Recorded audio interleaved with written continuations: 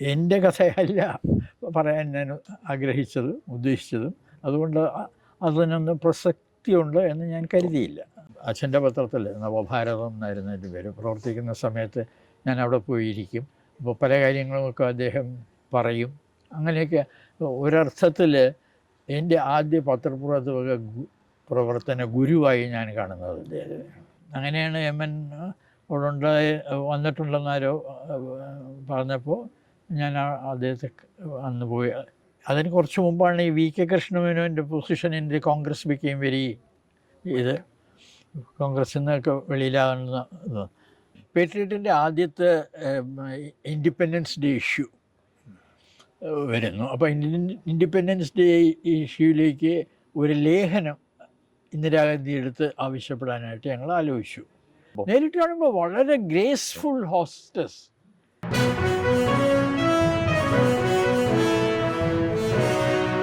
ബാബു രാജേന്ദ്ര പ്രസാദ് ഭാസ്കർ എന്ന BRP ഭാസ്കർ ആണിന്ന് നമ്മുടെ അതിഥി. ഇന്ത്യക്കും പുറത്തും പ്രശസ്തി നേടിയ മലയാളി പത്രാധിപന്മാർ, പത്രപ്രവർത്തകർ ധാരാളമുണ്ട്.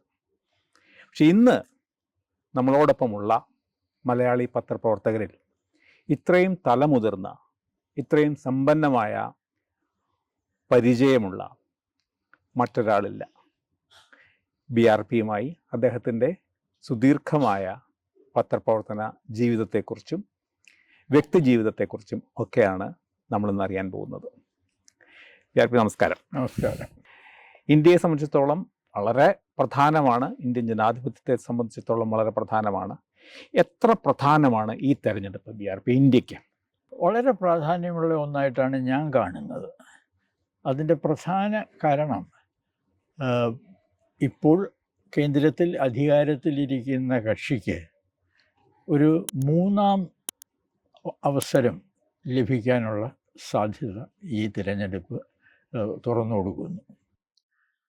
അത് ഇതിനു മുമ്പ് ആ തരത്തിലുള്ള നീണ്ട ഒരു അവസരം കിട്ടിയിട്ടുള്ളത് കോൺഗ്രസ് പാർട്ടിക്ക് മാത്രമാണ്. അപ്പോൾ ആ തലത്തിലേക്ക് BJP ഉയരുന്നു എന്നതിൻ്റെ ഒരു സൂചനയാണ്. നമ്മൾ ഒറ്റ നോട്ടത്തിൽ അതിനെ തടയാൻ കഴിയുന്ന ആരെയും കാണുന്നില്ല. പക്ഷേ തടഞ്ഞു കൂടായികയില്ല. പക്ഷെ അതുണ്ടാകുമോ എന്ന് ഇപ്പോൾ പറയാൻ കഴിയുന്നില്ല. അതുകൊണ്ട് തന്നെ ഈ തിരഞ്ഞെടുപ്പ് വളരെയധികം പ്രാധാന്യമുള്ള ഒന്നായി നമുക്ക് കാണാൻ കഴിയും. BJPയുടെ നേതൃത്വത്തിൽ വീണ്ടും അധികാരത്തിൽ വരികയാണെങ്കിൽ നമ്മുടെ നിലവിലുള്ള അനുഭവങ്ങളുടെ പശ്ചാത്തലത്തിൽ അതെത്രമാത്രം ഇന്ത്യക്ക് സഹായകമാകും, അല്ലെങ്കിൽ ഇന്ത്യൻ ജനാധിപത്യത്തിന് സഹായമാകും? അതോ പലരും പറയുന്നത് പോലെ, അല്ലെങ്കിൽ പലരും ഭയക്കുന്നത് പോലെ ഇതൊരു വലിയ ഭീഷണിയായി മാറുന്നുണ്ടോ? ഈ രണ്ട് സാധ്യതകളും ഉണ്ട്. അതായത് പിന്നീട് BJPയെ സംബന്ധിച്ചിടത്തോളം നമുക്ക് മറക്കാനാവാത്ത ചില കാര്യങ്ങളുണ്ട്. അത് അടിസ്ഥാനപരമായി അത് ഇത്രകാലവും നമ്മൾ പിന്തുടർന്ന ജനാധിപത്യ വ്യവസ്ഥയിൽ വലിയ വിശ്വാസമില്ലാത്ത ഒരു പാർട്ടിയാണ്. അവരുടെ കഴിഞ്ഞ കാലത്തെ പ്രവർത്തനങ്ങളൊക്കെ പരിശോധിച്ചാൽ, കഴിഞ്ഞ കാലത്തെ എന്ന് ഞാൻ പറയുമ്പോൾ ഈ ഇന്നത്തെ പേരിൽ അവർ പ്രവർത്തിക്കാൻ തുടങ്ങിയതിന് മുമ്പ് അവർക്ക് മറ്റൊരു അവതാരം ഉണ്ടായിരുന്നു. അപ്പോൾ അതുകൂടി കണക്കിലെടുത്തുകൊണ്ടാണ് ഞാൻ പറയുന്നത്. അവരുടെ ചരിത്ര പശ്ചാത്തലം നമ്മൾ പരിശോധിച്ചിരുന്നിരുന്നാൽ അവരിൽ ഇന്ത്യയിലെ ജനാധിപത്യ വ്യവസ്ഥ വിഭാവനം ചെയ്യുന്ന പല കാര്യങ്ങളും അവർ പങ്കുവയ്ക്കുന്നില്ല. അതുകൊണ്ട് ഇപ്പോൾ 2 ടേം അവർക്ക് കേന്ദ്രത്തിൽ കിട്ടി. ഇനി ഒരു അവസരം കൂടി കിട്ടുമ്പോഴേക്കും ഒരു നീണ്ട കാലയളവ് അവർക്ക് കിട്ടുന്നു. അപ്പോൾ അത് കൂടുതൽ ധൈര്യത്തോടെ പുതിയ തരത്തിലുള്ള നയങ്ങൾ കൊണ്ടുവരുവാൻ അവരെ പ്രേരിപ്പിച്ചേക്കും. ഈ ഭരണഘടനയെ തന്നെ അടിസ്ഥാന സ്വഭാവം തന്നെ മാറ്റിമറിക്കാൻ സാധ്യതയുണ്ട്, ഒരു വലിയ ഭൂരിപക്ഷം അവർക്ക് ലഭിച്ചാൽ എന്നൊരു ഉത്കണ്ഠ വളരെ വ്യാപകമാണ്. അവരുടെ തന്നെ നേതാക്കൾ, ചില പ്രധാനപ്പെട്ട MP-മാർ തന്നെ ഇക്കാര്യം തുറന്നു പറഞ്ഞു കഴിഞ്ഞു. രണ്ടാമത്തെ കാര്യം ഇവിടെയുള്ള ന്യൂനപക്ഷ വിഭാഗങ്ങളുടെ കാര്യമാണ്. അവരെ സംബന്ധിച്ചിടത്തോളം ഈ കഴിഞ്ഞ വർഷങ്ങൾ വളരെ വളരെ ഉത്കണ്ഠാജനകമായിരുന്ന വർഷങ്ങളാണ്. അപ്പോൾ ഈ രണ്ടും വാസ്തവത്തിൽ ഇന്ത്യ എന്ന ആശയത്തിൻ്റെ തന്നെ ആധാരശിലയായിരുന്നു. നമ്മുടെ സ്വാതന്ത്ര്യ സമര പ്രസ്ഥാനം മുതൽ നോക്കുകയാണെങ്കിൽ ഇതൊക്കെ വളരെ പ്രധാനപ്പെട്ട കാര്യമായിരുന്നു. ഈ സെക്യുലറിസം അല്ലെങ്കിൽ ന്യൂനപക്ഷ അവകാശങ്ങൾ ഇതിനൊക്കെ ഒരു വലിയ ഭീഷണിയാകും എന്നൊരു വ്യാപകമായ ഒരു സംശയവും ഭയവും ഉള്ളപ്പോൾ എന്താണ് BRPയുടെ അനുഭവത്തിൽ നിന്ന് പറയാനുള്ളത്? നമുക്ക് ഈ പാർട്ടി ഭരണഘടനയുടെ അടിസ്ഥാന തത്വങ്ങളിൽ വലിയ വിശ്വാസം ഇല്ലാത്ത ഒന്നാണെന്ന് അവരുടെ പഴയ കാലത്തെ പ്രസ്താവങ്ങളൊക്കെ പരിശോധിച്ചാൽ തന്നെ നമുക്ക് മനസ്സിലാവും. പക്ഷേ അധികാരത്തിൽ വന്ന ശേഷം അതിനെ അങ്ങനെ പാടെ ഉടച്ച് വാർക്കാനുള്ള ഒരു ശ്രമവും നടത്തിയിട്ടില്ല. പക്ഷെ കൂടുതൽ ശക്തി നേടിയാൽ അതിന് ശ്രമിച്ചുകൂടുന്നില്ല. അവിടെയാണ് ഇതിൻ്റെ അപകടം യഥാർത്ഥത്തിൽ നിൽക്കുന്നത്. ആദ്യം അധികാരത്തിൽ വന്നപ്പോൾ ഈ കഴിഞ്ഞ ഭരണഘടന നിലവിൽ വന്നതിന് ശേഷമുള്ള കാലഘട്ടത്തിലെ പ്രവർത്തനങ്ങളെയൊക്കെ അടിസ്ഥാനത്തിൽ അവർക്കും ചില ധാരണകളൊക്കെ ഉണ്ട് എന്ന് ഞാൻ വിശ്വസിക്കുന്നു. എന്താണ് ചെയ്യാവുന്നത്, എന്താണ് ചെയ്തുകൂടാത്തത്. അപ്പോൾ ഏറെക്കുറെ ആ അടിസ്ഥാനത്തിലാണ് അവർ ഇത്രയും കാലം മുന്നോട്ട് പോയത്. ഇനി ഒരു അവസരം കൂടി ലഭിച്ചിരുന്നാൽ അതിന് അവരുടെ പഴയ കാലത്തെ പ്രസ്താവങ്ങളിൽ പറയുന്ന തലത്തിലുള്ള സമീപനങ്ങളിലേക്ക് മാറാൻ ഒരു പക്ഷേ കഴിയും. അതിനവർ തയ്യാറാകുമോ എന്നൊക്കെ ഉള്ളതാണ് കാണേണ്ടത്. ഇന്ത്യൻ ജനാധിപത്യത്തിൻ്റെ കരുത്തിനെ പറ്റി എല്ലാവർക്കും ഒരു വലിയ വിശ്വാസമുണ്ട്. അടിയന്തരാവസ്ഥ പോലെ ഒരു അവസ്ഥയെ പോലും തൂത്തെറിഞ്ഞ ഒരു ശക്തി ഇന്ത്യൻ സമൂഹത്തിനോ ഇന്ത്യൻ ജനാധിപത്യത്തിനോ ഉൾച്ചേർന്നിട്ടുണ്ടെന്നാണ് നമ്മൾ കരുതുന്നത്. അതുകൊണ്ട് ഈ അടിസ്ഥാനപരമായ മാറ്റങ്ങൾ പോലും വരുത്താൻ ഉള്ള രീതിയിലേക്ക് രാഷ്ട്രീയം മാറുമ്പോൾ ഇന്ത്യൻ ജനാധിപത്യത്തിന് അത് ചെറുത്ത് നിൽക്കാൻ കഴിയുമെന്നുള്ളൊരു വിശ്വാസം BRPക്കുണ്ടോ? ഇതിനെ ചെറുത്ത് നിൽക്കാൻ കഴിയുമോ ഇല്ലയോ എന്നുള്ളത് നമ്മൾ പരിശോധിക്കേണ്ടത് മറ്റ് ചില വസ്തുതകളുടെ അടിസ്ഥാനത്തിലാണ്. അതായത് നിലവിലുള്ള രാഷ്ട്രീയ സാഹചര്യങ്ങൾ, മറ്റ് പാർട്ടികൾ, അവരുടെ നിലപാടുകൾ.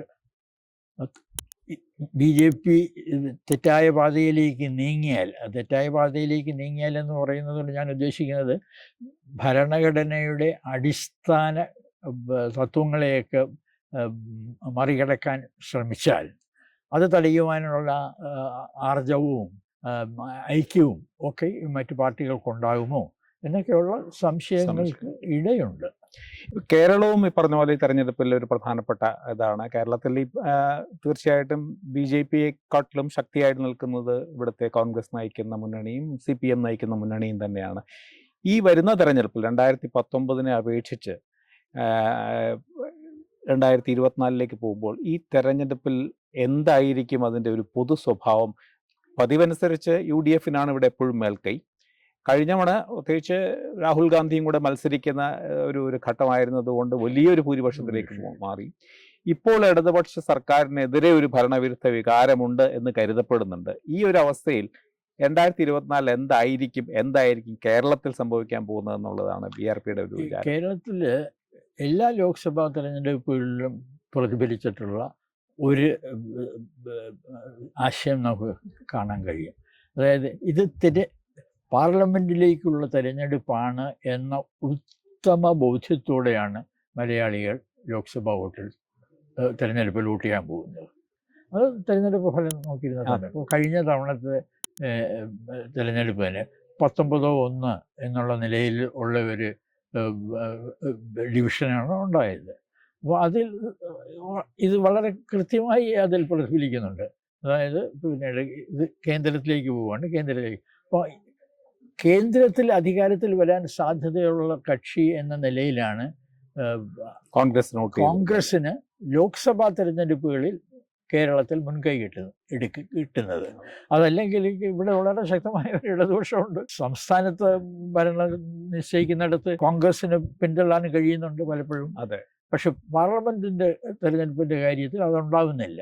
കാരണം ഇടതുപക്ഷത്തിന് കേന്ദ്രത്തിൽ പോയി ഭരിക്കാനുള്ള കഴിവില്ല എന്നുള്ള തിരിച്ചറിവ് അവിടെ പ്രതിഫലിക്കുന്നുണ്ട്.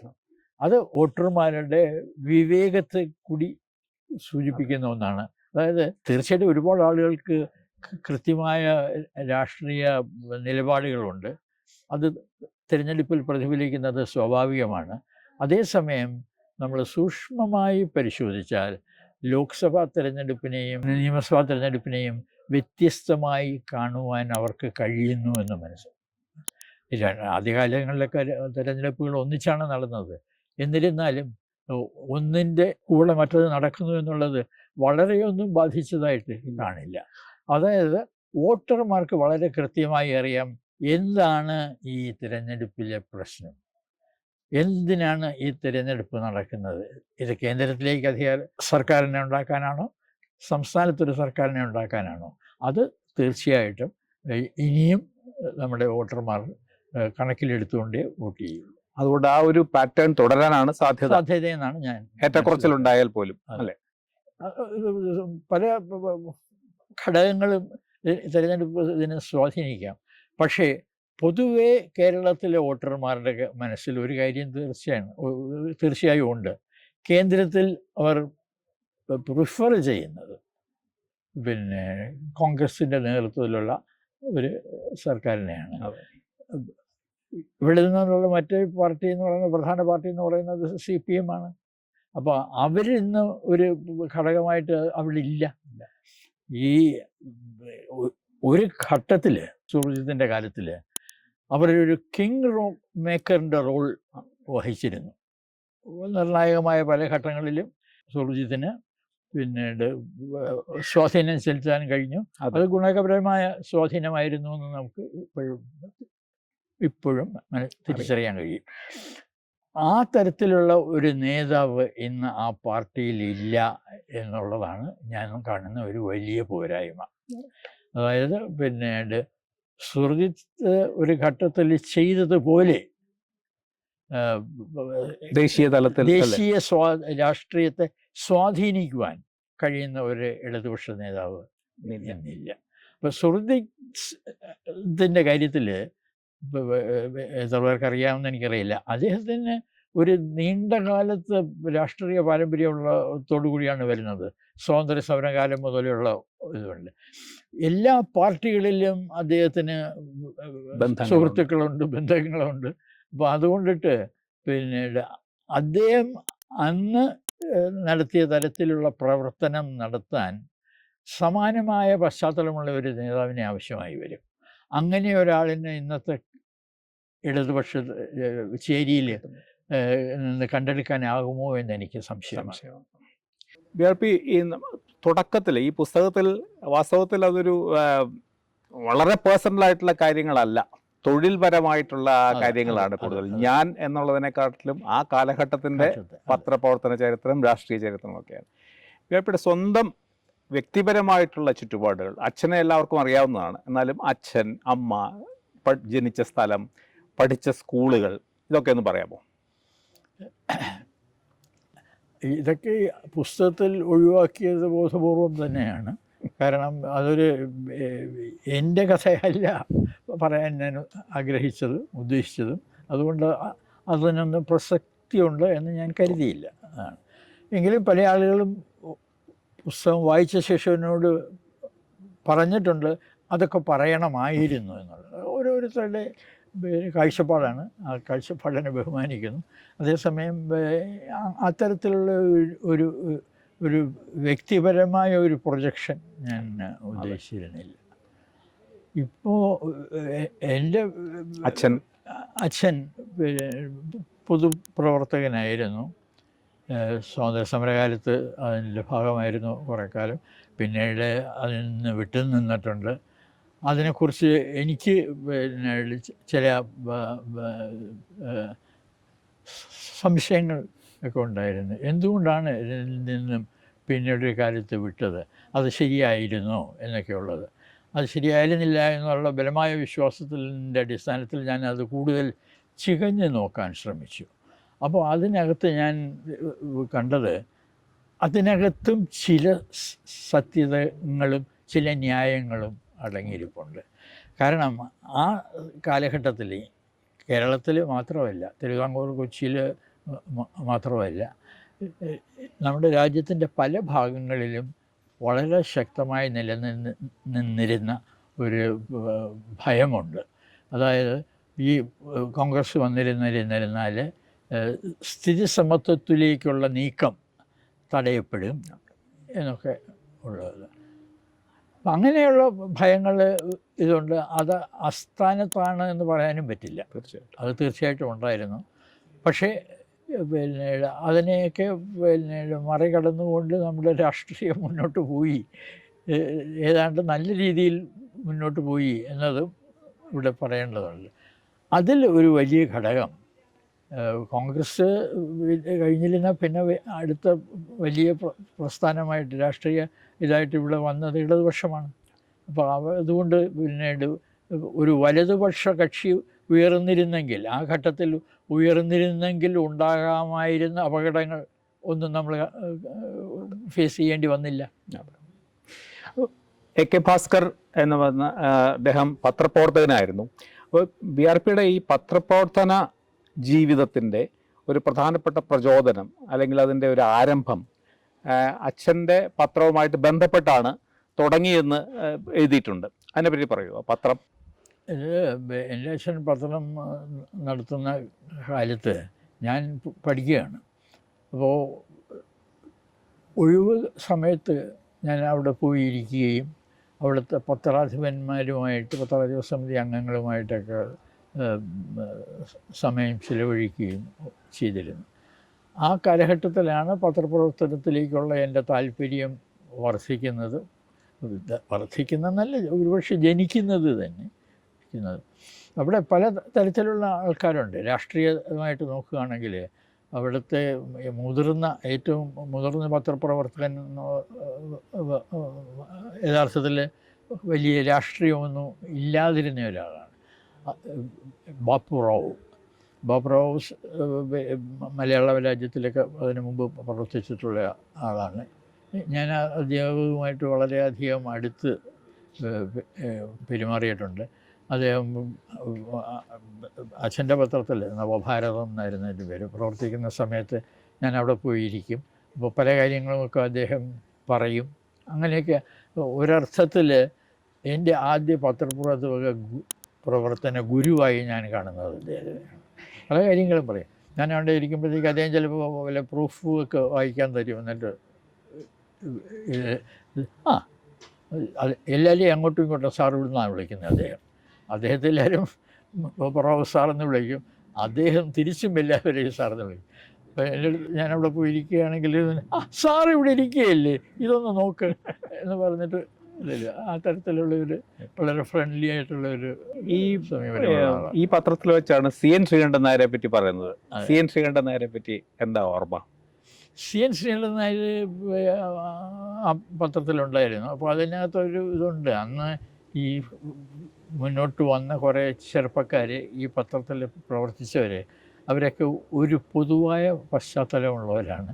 അത് പിന്നെ ഒരു KSP RSP ബന്ധമുള്ളവരാണ്. അങ്ങനെയാണ് CN ശ്രീകണ്ഠനുമൊക്കെ അതിനകത്ത് വരുന്നത്. അവരുടെ സുഹൃത്തുക്കളൊക്കെ ഒന്ന് വന്നു. PK ബാലകൃഷ്ണൻ ഉണ്ടായിരുന്നു. അങ്ങനെയൊക്കെ കുറേ ആളുകൾ നേരത്തെ വന്നിരുന്നു. CN ശ്രീകണ്ഠൻ നായർ പിന്നെ നാടകം ആ രംഗത്തേക്കൊക്കെ പിന്നീട് കംപ്ലീറ്റ് ആയിട്ട് പോയി. അതെ. അതുപോലെ ആ സമയത്ത് ഈ നെഹ്റുവിൻ്റെയും പട്ടേലും ഒക്കെ പങ്കെടുത്ത ഒരു സമ്മേളനത്തിൽ പോയ കാര്യം പറയുന്നുണ്ട്. അപ്പോഴാണ് ആദ്യം ഇവരെ കാണുന്നത്, നെഹ്റുവിനെ ആദ്യം കാണുന്നത്. നേരിട്ട് കാണുന്നു എന്നുള്ള അർത്ഥത്തിലാണ് അത്. പിന്നീട് നമ്മളിപ്പോൾ പടത്തിൽ കൂടെ പരിചിതമായ ഒരു മുഖമാണ്. ആ മീറ്റിങ്ങിനെ പറ്റി അത് സ്വാതന്ത്ര്യത്തിൻ്റെ ആദ്യ ഘട്ടത്തിലാണ്. പിന്നെ കൊച്ചിയിൽ വന്നതാണ് നെഹ്റു, പട്ടേൽ. അപ്പോൾ അച്ഛനെൻ്റെ അടുത്ത് ചോദിച്ചു, ഇത് റിപ്പോർട്ട് ചെയ്യാൻ പോകണോ നിനക്ക്? ഞാൻ താല്പര്യം പ്രകടിപ്പിച്ചു. അപ്പോൾ പോയി റിപ്പോർട്ട് ചെയ്യാൻ പറഞ്ഞു. അങ്ങനെ ഞാൻ കൊച്ചിയിൽ പോയി പട്ടേലിൻ്റെ മീറ്റിങ്ങിൽ. അതിനെക്കുറിച്ച് മനസ്സിൽ നിൽക്കുന്ന ഏറ്റവും നല്ല ഓർമ്മ വളരെ ഇതായിട്ടുള്ള പോലീസ് പരിശോധനയാണ്. പ്രസ് ഗാലറിയിൽ മീറ്റിംഗ് തുടങ്ങി കഴിഞ്ഞ ശേഷവും ഈ സെക്യൂരിറ്റി ആളുകൾ വന്ന് നടന്ന് ഓരോരുത്തരുടെയും പാസ് നോക്കുകയും എഴുതുന്നത് എന്താണെന്ന് നോക്കുകയും ഒക്കെ ചെയ്തിരുന്നു. അതിൻ്റെ ഇടയിൽ ഒരു ചെറിയ സംഭവം നടന്നു. ഒരു യൂത്ത് കോൺഗ്രസ് നേതാവ് പിന്നീട് അയാൾ ഏതോ ഒരു പിന്നീട് കോട്ടയം പത്രത്തിൻ്റെ കാർഡ് വാങ്ങിയിട്ട് വരുന്നുണ്ടായിരുന്നു. അദ്ദേഹത്തിൻ്റെ ഭാര്യ പിന്നീട് യൂത്ത് കോൺഗ്രസ് മീറ്റിങ്ങിൽ അദ്ദേഹം പരിചയപ്പെട്ട ഒരു ബംഗാളിയാണ്. അപ്പോൾ അദ്ദേഹത്തിന് ഭാര്യയും കൊണ്ടുപോകണം. അപ്പം ഞാൻ അന്ന് യഥാർത്ഥത്തിൽ പത്രപ്രവർത്തനത്തിനായിട്ടില്ല. എൻ്റെ അച്ഛൻ്റെ പത്രപ്രവർത്തനത്തിന് വേണ്ടി റിപ്പോർട്ട് ചെയ്യാമെന്നാണ്. ഞാനത് പഠിക്കുകയാണ്. അപ്പോൾ പിന്നീട് ബംഗാളി സ്ത്രീയെ കൊണ്ടുപോകണം അദ്ദേഹത്തിന്. അപ്പോൾ അന്നത്തെ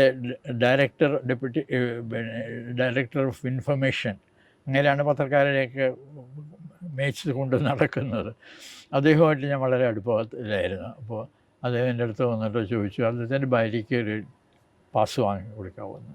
ഞാൻ അദ്ദേഹത്തിൻ്റെ അടുത്ത് ഡെപ്യൂട്ടി ഡയറക്ടറുടെ അടുത്ത് സംസാരിച്ചു. അത് ഞാൻ കൊടുക്കാമെന്ന് പറഞ്ഞ് കൊടുക്കുകയൊക്കെ ചെയ്തിട്ട് ഇങ്ങനെയൊക്കെയുള്ള ഇതിനകത്താണ്.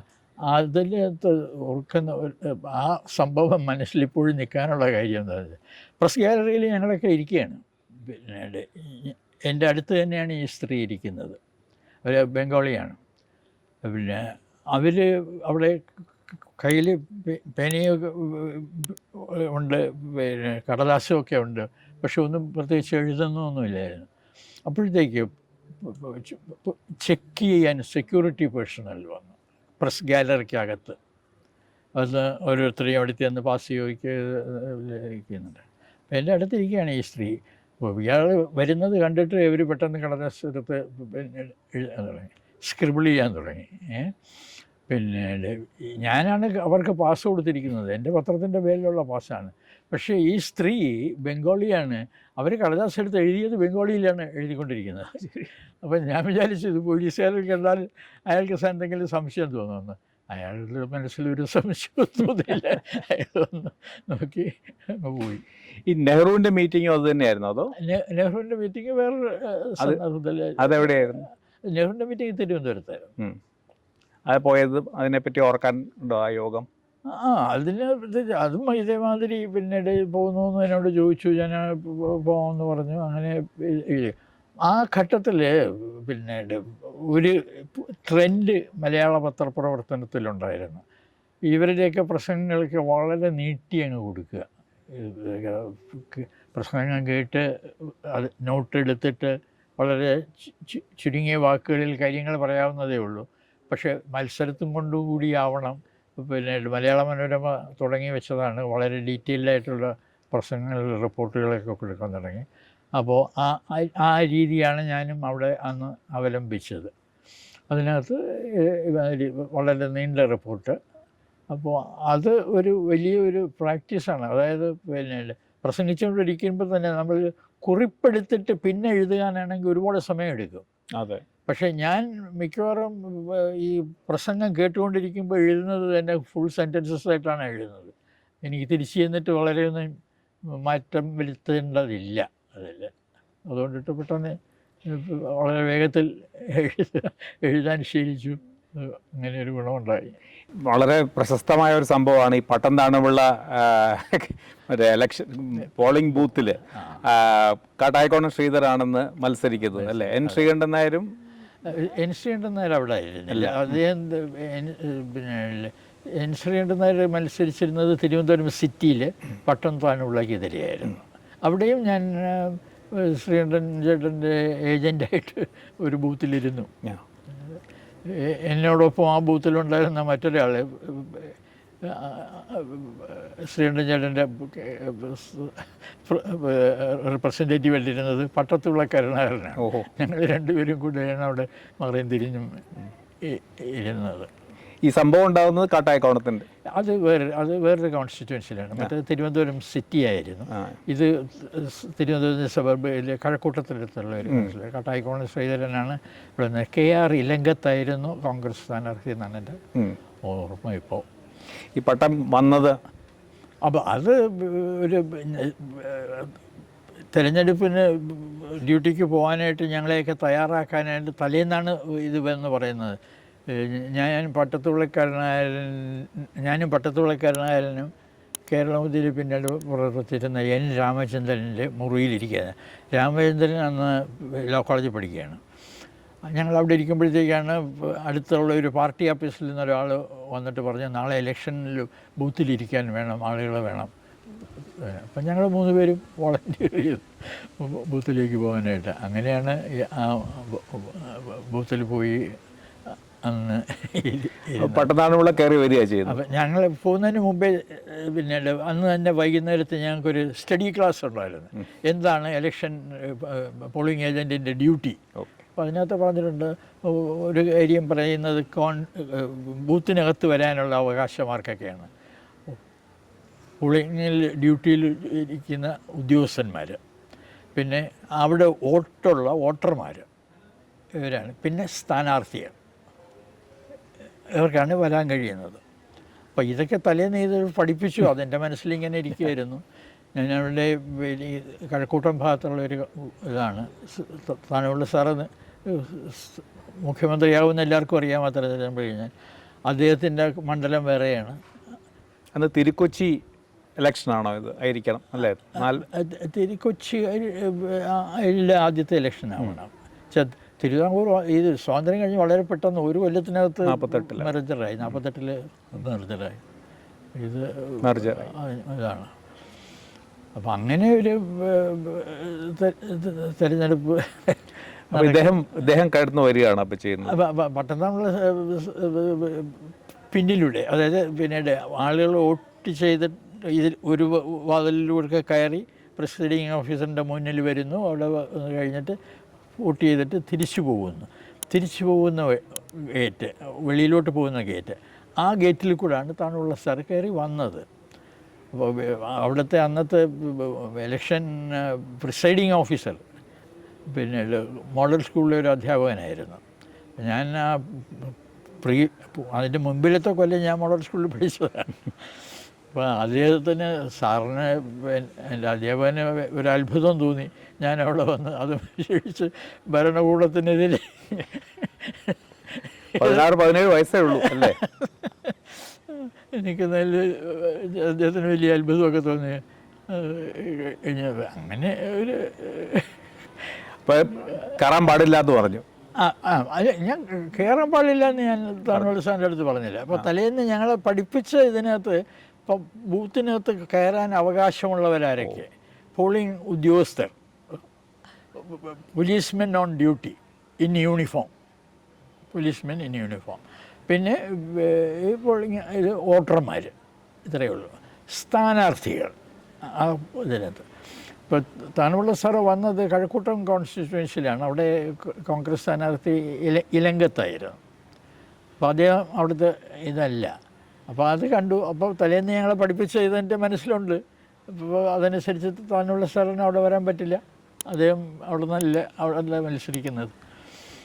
അപ്പോൾ ഞാൻ ഇങ്ങനെ അദ്ദേഹം കയറി വരുന്നത്, വോട്ടർമാർ കയറി വരുന്നു, വോട്ട് ചെയ്തിട്ട് വേറൊരു വാതിലിൽ കൂടെ പോവുക വെളിയിൽ. ആ വോട്ടർമാർ വെളിയിൽ പോകുന്ന ആ വാതിലിൽ കൂടിയാണ് ഇദ്ദേഹം കയറി വരുന്നത്. ഞാൻ കയറി വരുമ്പോഴത്തേക്ക് അദ്ദേഹം അത് പ്രൗഢ ആയൊരു ഇതല്ലേ, അദ്ദേഹം ഇങ്ങനെ കയറി വരുന്നു. അപ്പം ഞാൻ എഴുന്നേറ്റ് പ്രിസൈഡിങ് ഓഫീസറോട് ചോദിച്ചു, സാർ ഇദ്ദേഹം ആണോ ഇവിടുത്തെ സ്ഥാനാർത്ഥി? ഇങ്ങനെ ചോദിച്ചു. അപ്പോൾ ഈ താനുള്ള സാർ 2-3 സ്റ്റെപ്പ് ഒഴിച്ച് അടുത്ത് എത്തുന്നതാണ്. അപ്പോൾ അദ്ദേഹം കേട്ടു ഇത്. അപ്പോൾ ഈ സാറാണെങ്കിൽ വിഷമിച്ചു. അദ്ദേഹം ഒരു ഗവൺമെൻറ് സ്കൂൾ അധ്യാപകനാണ്. അദ്ദേഹം ഇങ്ങനെ അപ്പോൾ പട്ടണത്തിലുള്ള അപ്പോൾ തന്നെ മനസ്സിലായി ഇത് ശരിയായില്ല എന്ന്. അദ്ദേഹം അവിടെ നിന്നു.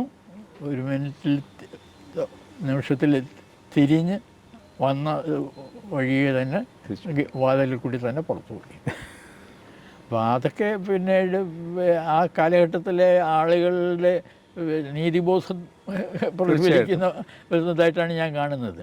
വേറെ ഒരു സ്ഥലത്തോ അല്ലെങ്കിൽ മറ്റൊരു കാലഘട്ടത്തിലാണെങ്കിൽ ഒരുപക്ഷെ ആ പാർട്ടിയുടെ ആളുകളെല്ലാം നമ്മളെ വെളിയിലിറങ്ങുമ്പോൾ തല്ലാൻ നിൽക്കും. പിന്നെ ഈ പത്രപ്രവർത്തനം തീരുമാനിച്ചിട്ട് ജി രാമചന്ദ്രനാണ് ഹിന്ദു സജസ്റ്റ് ചെയ്യുന്നത് അല്ലേ? ഒരു നാഷണൽ അല്ലല്ല, ഞാൻ ഇംഗ്ലീഷ് പത്രപ്രവർത്തനം തീരുമാനിച്ചു. അച്ഛൻ പത്രത്തിൽ പ്രവർത്തിച്ചവരടുത്തൊക്കെ ഇരിക്കുകയും അതിന് 1-2 റിപ്പോർട്ടുകളൊക്കെ ചെയ്യുകയൊക്കെ ചെയ്തിരുന്നു. പക്ഷേ ഞാൻ പത്രപ്രവർത്തനത്തിലേക്ക് നീങ്ങാൻ തീരുമാനിക്കുമ്പോൾ ഇംഗ്ലീഷ് പത്രപ്രവർത്തനം എന്നൊരു തീരുമാനമെടുത്തു. അപ്പോൾ അതിന് സഹായിക്കാൻ പറ്റിയ ആളുകൾ ആരുണ്ടെന്ന് ഞാൻ നോക്കുകയായിരുന്നു. ഈ പത്രമാപ്യസിനകത്തേക്ക് ഒരു എൻട്രൻസ് കിട്ടണമല്ലോ. അതിന് ഒന്നുകിൽ ഉടമസ്ഥനെ അറിയണം, അല്ലെങ്കിൽ പത്രാധിപരെ അറിയണം, അല്ലെങ്കിൽ പത്രാധിപരെ അറിയാവുന്ന ആരെങ്കിലും അറിയണം. അപ്പോൾ അങ്ങനെ ഞാനിങ്ങനെ പിന്നീട് ഇംഗ്ലീഷ് പത്രപ്രവർത്തനം എന്ന തീരുമാനിച്ചതുകൊണ്ട് വെളിയിൽ നോക്കണം. കേരളത്തിലൊന്നും ഇംഗ്ലീഷ് പത്രമില്ല. അപ്പോൾ അങ്ങനെയാണ് പിന്നീട് എനിക്ക് ഇത് ഓർമ്മ വന്നു. ജി രാമചന്ദ്രൻ അവിടെ ഇന്ത്യൻ എക്സ്പ്രസ്സിൽ മുമ്പ് വർക്ക് ചെയ്തിട്ടുണ്ടായിരുന്നു എന്ന് എനിക്കറിയാമായിരുന്നു. ഗാന്ധിയൻ, അതെ. അപ്പോൾ അദ്ദേഹം കുറച്ചു കാലം ഒരു തിരുവിതാംകൂറിലെ മന്ത്രിസഭയിൽ മന്ത്രിസഭയിൽ ഒരു 3 മാസം ഉണ്ടായിരുന്നു. അപ്പോൾ ആ 3 മാസത്തെ മന്ത്രിയുടെ ഇത് കഴിഞ്ഞിട്ട് അദ്ദേഹം തിരികെ പോകുന്നത് അന്ന് ഗാന്ധിഗ്രാമത്തിലാണ് അദ്ദേഹത്തിൻ്റെ ബേസ്, മധുര ജില്ലയിൽ. പോകുന്ന വഴിയിൽ കൊല്ലത്തുനിന്ന് കാറിൽ മധുരയിലേക്ക് പോകുന്ന ചെങ്കോട്ട വഴി പോവുകയാണ്. അപ്പോൾ വീട്ടിലിറങ്ങി അച്ഛനെ കണ്ട് കുറച്ച് അച്ഛനുമായിട്ടൊക്കെ സംസാരിച്ച് പറയാനായിരുന്നു ഇരുന്നത്. അപ്പോൾ അദ്ദേഹത്തിനെ അന്ന് ഞാൻ അവിടെ വെച്ച് പരിചയപ്പെട്ടിരുന്നു. അപ്പോൾ അദ്ദേഹം ഇന്ത്യൻ എക്സ്പ്രസ്സിൽ മുമ്പ് ജോലി ചെയ്തിരുന്നതായി എനിക്കറിയാവുന്നത് കൊണ്ടിട്ട് ഞാൻ അദ്ദേഹത്തിനൊരു എഴുത്തെഴുതി. പിന്നെ എനിക്ക് പത്രപ്രവർത്തനത്തിലേക്ക് പോകണമെന്നുണ്ട്, ഇംഗ്ലീഷ് പത്രപ്രവർത്തനത്തിലേക്ക് പോകണമെന്നുണ്ട്. താങ്കൾ ഇവിടെ പ്രവർത്തിച്ചിരുന്നതായിട്ട് ഞാൻ മനസ്സിലാക്കുന്നു. അവിടെ ആരെയെങ്കിലും പരിചയമുണ്ടോ? ഇപ്പോൾ എനിക്കൊരു ഇൻട്രൊഡക്ഷൻ തരാൻ പറ്റുമോ എന്നുള്ളതാണ്. അപ്പോൾ ആ കത്ത് കിട്ടിയപ്പോൾ അദ്ദേഹം ഇതിൻ്റെ ഒരു മറുപടി വന്നു. അദ്ദേഹത്തിൻ്റെ മറുപടി ഇതായിരുന്നു, പിന്നീട് I got your letter as I was preparing to go on a trip. I will be back in 2 weeks. Kindly remind me then. അപ്പോൾ ഇത് വന്ന കവറിൻ്റെ പുറത്ത് ഗാന്ധിഗ്രാമം എന്ന് അടിച്ചിട്ടുണ്ടായിരുന്നു. അപ്പോൾ ആ കത്ത് വന്ന ഉടനെ അച്ഛൻ എൻ്റെ അടുത്ത് വെച്ച്, എന്താ ഗാന്ധിഗ്രാമവുമായി കത്തിടപാട്? അപ്പോൾ ഞാൻ പറഞ്ഞു, ഞാനിങ്ങനെ ഇദ്ദേഹത്തിന് എഴുതിയിരുന്നു. അപ്പോൾ അച്ഛൻ പറഞ്ഞു, ഓ, പത്രപ്രവർത്തനമെന്നങ്ങ് ഉറപ്പിച്ചെങ്കിൽ ഹിന്ദു അല്ലേ നല്ലത്. ഞാൻ ഇനി മദ്രാസിൽ പോകുമ്പോൾ കസ്തൂരി ശ്രീനിവാസനോട് സംസാരിക്കാം എന്ന് പറഞ്ഞു. അപ്പോൾ അങ്ങനെ അച്ഛൻ്റെ ശുപാർശയിലാണ് ഹിന്ദുവിൽ ഒരു ട്രെയിനി ആയിട്ട് കയറുന്നത്. അപ്പോൾ ഇപ്പോൾ ജേർണലിസം കോളേജുകളും ഒക്കെ ഉണ്ട്. അവിടെ വന്ന് ഇത് പിക്കപ്പ് ചെയ്യുന്നുണ്ട്. പുതിയ ബാച്ച് പാസ്സായി വരുമ്പോൾ ക്യാമ്പസ് റിക്രൂട്ട്മെൻറ്റിന് ചില പത്രങ്ങളിൽ നിന്നൊക്കെ ആളുകൾ വരാറുണ്ട്. പക്ഷേ ഇപ്പോഴും പത്രങ്ങളിലെത്തുന്നതിൽ ഒരു വലിയ വിഭാഗം ഇതേമാതിരി പത്രാധിപർക്കോ ഉടമയ്ക്കോ അറിയാവുന്ന ആളുകളിൽ കൂടിയാണ്. ഈ ഹിന്ദുവിൽ അന്ന് ഇപ്പോഴും നമ്മൾ വിചാരിക്കുന്നത് മദ്രാസിലെ ഹിന്ദു അയ്യങ്കാർ മേധാവിത്വമാണ് അത്. അപ്പോൾ കേരളത്തിൽ നിന്ന് പ്രത്യേകിച്ച് ഈ BRP ഭാസ്കറിൻ്റെ പശ്ചാത്തലത്തിൽ നിന്നൊക്കെ വരുന്നവർക്ക് അങ്ങനത്തെ വല്ല ഒരു ബുദ്ധിമുട്ടുകളോ പ്രശ്നങ്ങളോ ആ കാലത്തെ ഹിന്ദുവിലുണ്ടായിട്ടുണ്ടോ? ഇല്ല, ഒരു ഇതില്ല. പക്ഷേ വേറെ ആളുകളുണ്ട് അന്ന്. പിന്നീട് ഞാനവിടെ ഉള്ള സമയത്ത് തന്നെ ഒരു മുതിർന്ന പത്രപ്രവർത്തനം ഉണ്ടായിരുന്നു. തലശ്ശേരി എന്നുള്ള ഒരാളാണ്, തീയനാണ് ആണല്ലേ. അപ്പോൾ ഹിന്ദുവിൽ അവർ ആളുകളെ എടുക്കുമ്പോൾ കൂടുതലും അതിനകത്ത് അയ്യങ്കാർമാരായിരിക്കും. പക്ഷേ ഏതാനും അയ്യർമാരും ഉണ്ട്. പക്ഷെ അല്ലാത്തവരും വന്നിട്ടുണ്ട്. ഞാൻ പറഞ്ഞില്ല, എനിക്ക് മുമ്പേ തലശ്ശേരി ഒരാൾ അവിടെ ഉണ്ടായിരുന്നു. ഡിസ്ക്രിമിനേഷൻ ഒന്നും ഉണ്ടായിട്ടില്ല. അകത്ത് ഒരു ഡിസ്ക്രിമിനേഷനും ഇല്ല. അകത്ത് ഒരു ഡിസ്ക്രിമിനേഷനും ഉണ്ടായിട്ടില്ല എന്ന് മാത്രമല്ല, എനിക്ക് വളരെയധികം ഇത് തോന്നിയിട്ടുള്ള ഒരു കാര്യം ഇതാണ്. ഞാൻ പല ഇത് ചെയ്തിട്ടും പിന്നെ അവർക്ക് താല്പര്യമില്ലാത്ത, അവർക്ക് ഇഷ്ടമില്ലാത്ത പലത് ചെയ്തിട്ട്, ഉദാഹരണത്തിന് അവർ ഈ മദ്രാസ് യൂണിയൻ ഓഫ് ജേർണലിസ്റ്റ് ഉണ്ടാക്കുന്നു. അതിൻ്റെ സെക്രട്ടറി ആയിട്ട് വന്നത് അവിടെ നിന്ന് ഒരാളാണ് അതിൻ്റെ സെക്രട്ടറി. അങ്ങനെയാണ് ഈ യൂണിയൻ ഉണ്ടാക്കുന്നത്, ഓൾ ഇന്ത്യ ഇതിൻ്റെ ശാഖയായിട്ട്. അപ്പോൾ പിന്നീട് അവർ അദ്ദേഹത്തിനെതിരെ നടപടിയെടുത്തു. ആ നടപടി എടുത്തു. അപ്പോൾ ആ നടപടിക്കെതിരെ എടുക്കുമ്പോൾ അദ്ദേഹത്തിൻ്റെ കൂടെ നിന്ന ആളാണ് ഞാൻ. കൂടെ നിന്നു എന്ന് വെച്ചിരുന്നാൽ ലേബർ കോർട്ടിൽ ആ ഇഷ്യൂ വന്നപ്പോൾ അവിടെ ചെന്ന് യൂണിയന് വേണ്ടി ഞാൻ സാക്ഷി പറഞ്ഞു. അപ്പോൾ അത് പിന്നീട് ഞങ്ങളുടെ എഡിറ്റർ സ്വാധീനം ചെലുത്തിയതിൻ്റെ ഫലമായിട്ടാണ് പലരും യൂണിയനിൽ നിന്ന് ആദ്യം ഒപ്പിട്ട ശേഷം പിൻവാങ്ങിയത് എന്ന് തെളിയിക്കാനാണ് ഞാൻ പോകുന്ന സാക്ഷി പറഞ്ഞാൽ ഇത് നമുക്ക് തെളിയിക്കാൻ കഴിയും എന്ന് ഞങ്ങളുടെ ലോയർ പറഞ്ഞത്. മദ്രാസ് യൂണിയൻ ഓഫ് ജേർണലിസ്റ്റിൻ്റെ 2 വക്കീലന്മാരുണ്ടെന്ന് ഞങ്ങളുടെ കേസുകൾ ഹാൻഡിൽ ചെയ്യുന്നത്. ഒന്ന് ആർ വെങ്കട്ടരാമൻ, കോൺഗ്രസ്സുകാരൻ, പിന്നീട് പ്രസിഡൻ്റായ രാഷ്ട്രപതിയായി. രണ്ടാമത്തെ ആൾ ഡോക്ടർ പി സുബ്രായൻ, കോൺഗ്രസ് അദ്ദേഹത്തിൻ്റെ മകൻ മോഹൻ കുമാരമംഗൽ. അന്ന് അദ്ദേഹം CPI നേതാവാണ്. അദ്ദേഹം അവസാന കാലത്ത് ഇന്ദിരാഗാന്ധിയുടെ കാലത്ത് കോൺഗ്രസ്സിൽ ചേർന്നു. അപ്പോൾ ഇവർ 2 പേരുമാണ്, ആർ വെങ്കട്ടരാമനും മോഹൻ കുമാരമംഗലുമാണ് യൂണിയൻ്റെ വക്കീലന്മാർ. അപ്പോൾ ഈ കോടതിയിൽ ഞാൻ മൊഴി കൊടുക്കുമ്പോൾ ഞങ്ങൾക്ക് വേണ്ടി യൂണിയന് വേണ്ടി അപ്പിയർ ചെയ്തത് മോഹൻ കുമാരമംഗലുമായിരുന്നു. അവിടെ വെച്ച് ആണ് കേരളപ്പിറവിയും കേരളത്തിലെ ആദ്യത്തെ കമ്മ്യൂണിസ്റ്റ് സർക്കാർ അധികാരത്തിൽ വരുന്നത്. ഇപ്പോൾ BRP പുസ്തകത്തിൽ പറയുന്നുണ്ട്, അവിടെ വെച്ചൊരിക്കൽ MM ഗോവിന്ദനായർ അവിടെ വന്നിരുന്നു.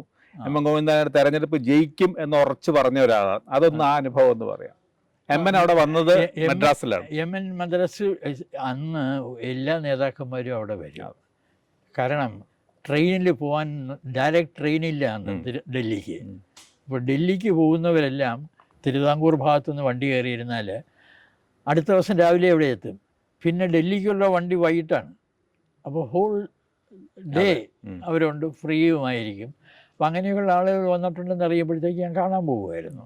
അങ്ങനെയാണ് MN അവിടെ വന്നിട്ടുണ്ടെന്നാരോ പറഞ്ഞപ്പോൾ ഞാൻ അദ്ദേഹത്തെ അന്ന് പോയി. ഈ കാലത്തെ വണ്ടിയിൽ വന്നിറങ്ങി അദ്ദേഹത്തെ വൈകിട്ട് വണ്ടിയിൽ പോകുന്നതിന് മുമ്പ് കണ്ടു. അപ്പോൾ ഇലക്ഷൻ്റെ കാര്യം ചോദിച്ചു ഞാൻ. 57 തെരഞ്ഞെടുപ്പിന് മുമ്പാണ്. അപ്പോൾ അദ്ദേഹം ഓരോരോ കോൺസ്റ്റിറ്റ്യുവൻസി ആയിട്ട് ഇങ്ങനെ എടുത്തിട്ട് പറഞ്ഞു, ഇത് നമുക്ക് കിട്ടും, ഇത് നമുക്ക് കിട്ടാൻ ഇടയില്ല, ഇത് കിട്ടില്ല. ഇങ്ങനെ വളരെ കൃത്യമായിട്ടാണ് ഓരോ കോൺസ്റ്റിറ്റ്യുവൻസിയെക്കുറിച്ച് പറയുന്നത്. പിന്നെ അപ്പോൾ അതൊക്കെ വെച്ചിട്ടാണ് അദ്ദേഹം പറയുന്നത് പിന്നെ ജയിക്കും എന്ന് പറയുന്നത്. അപ്പോൾ ഡൽഹിയിൽ നിന്ന് ഒരു ആൻറ്റി കമ്മ്യൂണിസ്റ്റ് വാരികയുണ്ടായിരുന്നു. അതിനു വേണ്ടി എഴുതിക്കൊണ്ടിരുന്നത്, തെക്കൻ സ്റ്റേറ്റ്സിനെ കുറിച്ച് എഴുതിക്കൊണ്ടിരുന്നത് ഹിന്ദുവിൽ എൻ്റെ കൊളീഗായിരുന്ന സാഗറാണ്, ഈശ്വർ സാഗർ. തോട്ടിന് വേണ്ടി, അതെ, റാം സിംഗ് എന്ന ഒരാളായിരുന്നു എഡിറ്റർ. അപ്പോൾ അദ്ദേഹമാണ് സൗത്തിലെല്ലാം എഴുതിക്കൊണ്ടിരുന്നത്. സാഗർ എൻ്റെ അടുത്ത് പറഞ്ഞു, you know more about Kerala politics, why don't you write on the Kerala thing. അപ്പോൾ ഞാൻ പറഞ്ഞു, തോട്ട് ആൻറ്റി കമ്മ്യൂണിസ്റ്റ് പത്രമാണ്. ഞാൻ പറഞ്ഞു, പിന്നെ ഞാൻ എഴുതിയാൽ ഞാൻ എഴുതുന്നത് തോട്ടിൻ്റെ പത്രാധിപർക്ക് പിടിക്കുന്നതാവില്ല. അപ്പം സാഗർ പറഞ്ഞു, you don't bother about that, you write what you honestly feel. അങ്ങനെ ഞാൻ എഴുതി കൊടുത്തു. അദ്ദേഹം തമിഴ്നാടിനെ കുറിച്ച് എഴുതി. ഇപ്പം ഞാനാണ് പിന്നെ കേരളത്തെക്കുറിച്ച് എഴുതിയത്. അത് എൻ്റെ അവസാന വാചകം ഇതാണ്: it should cause no surprise if the Communist Party of India on its own or with the help of independence supported by it is able to form a government. അപ്പോൾ ഇത് ഞാനിത് സാഗറിൻ്റെ കൊടുത്തു, സാഗർ അവർക്ക് അയച്ചു കൊടുത്തു, അവർ പബ്ലിഷ് ചെയ്തു. കമ്മ്യൂണിസ്റ്റ് വിരുദ്ധരാണെങ്കിലും പബ്ലിഷ് ചെയ്തു. ഈ ഹിന്ദുവിൽ നിന്ന് പോകേണ്ടി വരുന്നത് ഈ യൂണിയൻ പ്രശ്നങ്ങളുടെ പേരിലാണോ? ആ യൂണിയൻ്റെ പേരിൽ അവിടുത്തെ അന്തരീക്ഷം വളരെ വഷളായി. പക്ഷേ എനിക്കെതിരെ ഒരു നടപടിയും എടുത്തില്ല, എനിക്കെതിരെ ഒരു നീക്കവുമില്ല. അവിടുത്തെ ജോലിയിരുന്ന ഒരാളാണ് യൂണിയൻ്റെ സെക്രട്ടറി. അയാൾ യൂണിയനെ ഉണ്ടാക്കിയതിന് അയാളെ പറഞ്ഞയച്ചു. അപ്പോൾ യൂണിയൻ ഇത് വിക്ടിമൈസേഷനാണ്, ഇത് കേസ് ലേബർ കോർട്ടിൽ എടുക്കണം എന്ന് പറഞ്ഞിട്ട് ഞങ്ങളെല്ലാം ഒപ്പിട്ടു. അതിനുശേഷം മാനേജ്മെൻറ്റ് എഡിറ്റർ ഞങ്ങളെല്ലാം വിളിച്ച് സംസാരിച്ചു ഒരു മീറ്റിങ്ങിൽ. ആ സംസാരത്തിന് ശേഷം ഈ കസ്തൂരി ശ്രീനിവാസൻ, ആ സംസാരത്തിന് ശേഷം ഹിന്ദുവിൻ്റെ ലോയർ ഡ്രാഫ്റ്റ് ചെയ്ത ഒരു ലെറ്റർ എല്ലാവർക്കും ഒപ്പിടാനായിട്ട് വന്നു. ആ ലെറ്ററിനകത്ത് പറഞ്ഞിരുന്നത് ഇതാണ്, പിന്നീട് we signed a letter to the union stating that Narasimhan's dismissal is an act of victimization under a mistaken impression. We do not think it was an act of victimization. We withdraw our support to the case. അപ്പോൾ ആ ഇതിൽ ഒപ്പിട്ടവരിൽ ഈ റിട്രാക്ഷനിൽ ഒപ്പിടാതിരുന്നത് ഞാൻ മാത്രമേ ഉള്ളൂ. അപ്പോൾ ഞങ്ങളുടെ വക്കീൽ മോഹൻ കുമാരമംഗലമാണ്. മോഹൻ പറഞ്ഞു, എഡിറ്ററുടെ മീറ്റിങ്ങിന് ശേഷമാണ് ഈ അവരുടെ വക്കീൽ ഈ എഴുത്ത് സർക്കുലേറ്റ് ചെയ്ത് ഒപ്പിട്ട് വാങ്ങുന്നത്. അപ്പോൾ ബാബു ഭാസ്കർ കോടതിയിൽ പോയി കസ്തൂരി ശ്രീനിവാസൻ്റെ മീറ്റിങ്ങിനെ കുറിച്ച് മൊഴി കൊടുക്കാൻ തയ്യാറാണെങ്കിൽ ഇത് അണ്ടർ ഡ്യൂറസ് സംഭവിച്ചതാണെന്ന് നമുക്ക് തെളിയിക്കാൻ കഴിയും. ഇപ്പോൾ യൂണിയൻ സെക്രട്ടറി എൻ്റെ അടുത്ത് പറഞ്ഞതാണ് മോഹൻ പറയുന്നത്. ഞാൻ I'm willing to come to the court and give evidence, because ഇതിനകത്ത് സംശയമൊന്നുമില്ല. എൻ്റെ നിലപാട് എന്താണെന്ന് ഹിന്ദുവിൻ്റെ ഉടമസ്ഥർക്ക് അറിയാം, കസ്തൂരി ശ്രീനിവാസൻ അറിയാം. കാരണം ആദ്യത്തെ ഇതിൽ ഒപ്പിട്ടവരിൽ, ഈ കേസിനെ സപ്പോർട്ട് ചെയ്യുന്നു എന്ന് പറഞ്ഞ് ഒപ്പിട്ടവരിൽ വിഡ്രോ ചെയ്തു എന്ന സ്റ്റേറ്റ്മെൻറ്റിൽ ഒപ്പിടാത്തത് ഞാൻ മാത്രമേ ഉള്ളൂ. അതുകൊണ്ട് അവർക്കറിയാം ഞാൻ അതിൽ തന്നെ നിൽക്കുകയാണെന്നുള്ളത്. അപ്പോൾ അത് പറയാൻ വേണ്ടി കോടതിയിൽ വരേണ്ട ആവശ്യമുണ്ടെങ്കിൽ ഞാൻ വരാൻ തയ്യാറാണ്. അപ്പോൾ അങ്ങനെയാണ് മോഹൻ്റെ അടുത്ത് ഞാൻ മോഹൻ കുമാരമംഗലത്തിൻ്റെ ഞാൻ പറഞ്ഞു, ഞാൻ കോടതിയിൽ വന്ന് ഇത് മൊഴി കൊടുക്കാൻ തയ്യാറാണ്. കാരണം ഇതിനകത്ത് ഒളിച്ചിരിക്കേണ്ട കാര്യമൊന്നുമില്ല. എൻ്റെ നിലപാട് അവർക്ക് മാനേജ്മെൻറ്റിനറിയാം. പിന്നെ അത് കോടതിയിൽ വന്ന് പറയാനും കൂടെയുള്ള ധൈര്യം എനിക്ക് വേണ്ടേ. അങ്ങനെ അവിടുന്ന് സ്വയം പോരുകയായിരുന്നു അല്ലേ? അവിടുന്ന് പറഞ്ഞു വിട്ടു ചെയ്തില്ല. വളരെ മാന്യമായിട്ടാണ്. ഇതൊക്കെ കഴിഞ്ഞതിന് ശേഷവും എന്നെ പറഞ്ഞു വിടുകയോ എനിക്കെതിരെ ഒരു നടപടിയോ ഉണ്ടാവുകയോ ചെയ്തില്ല.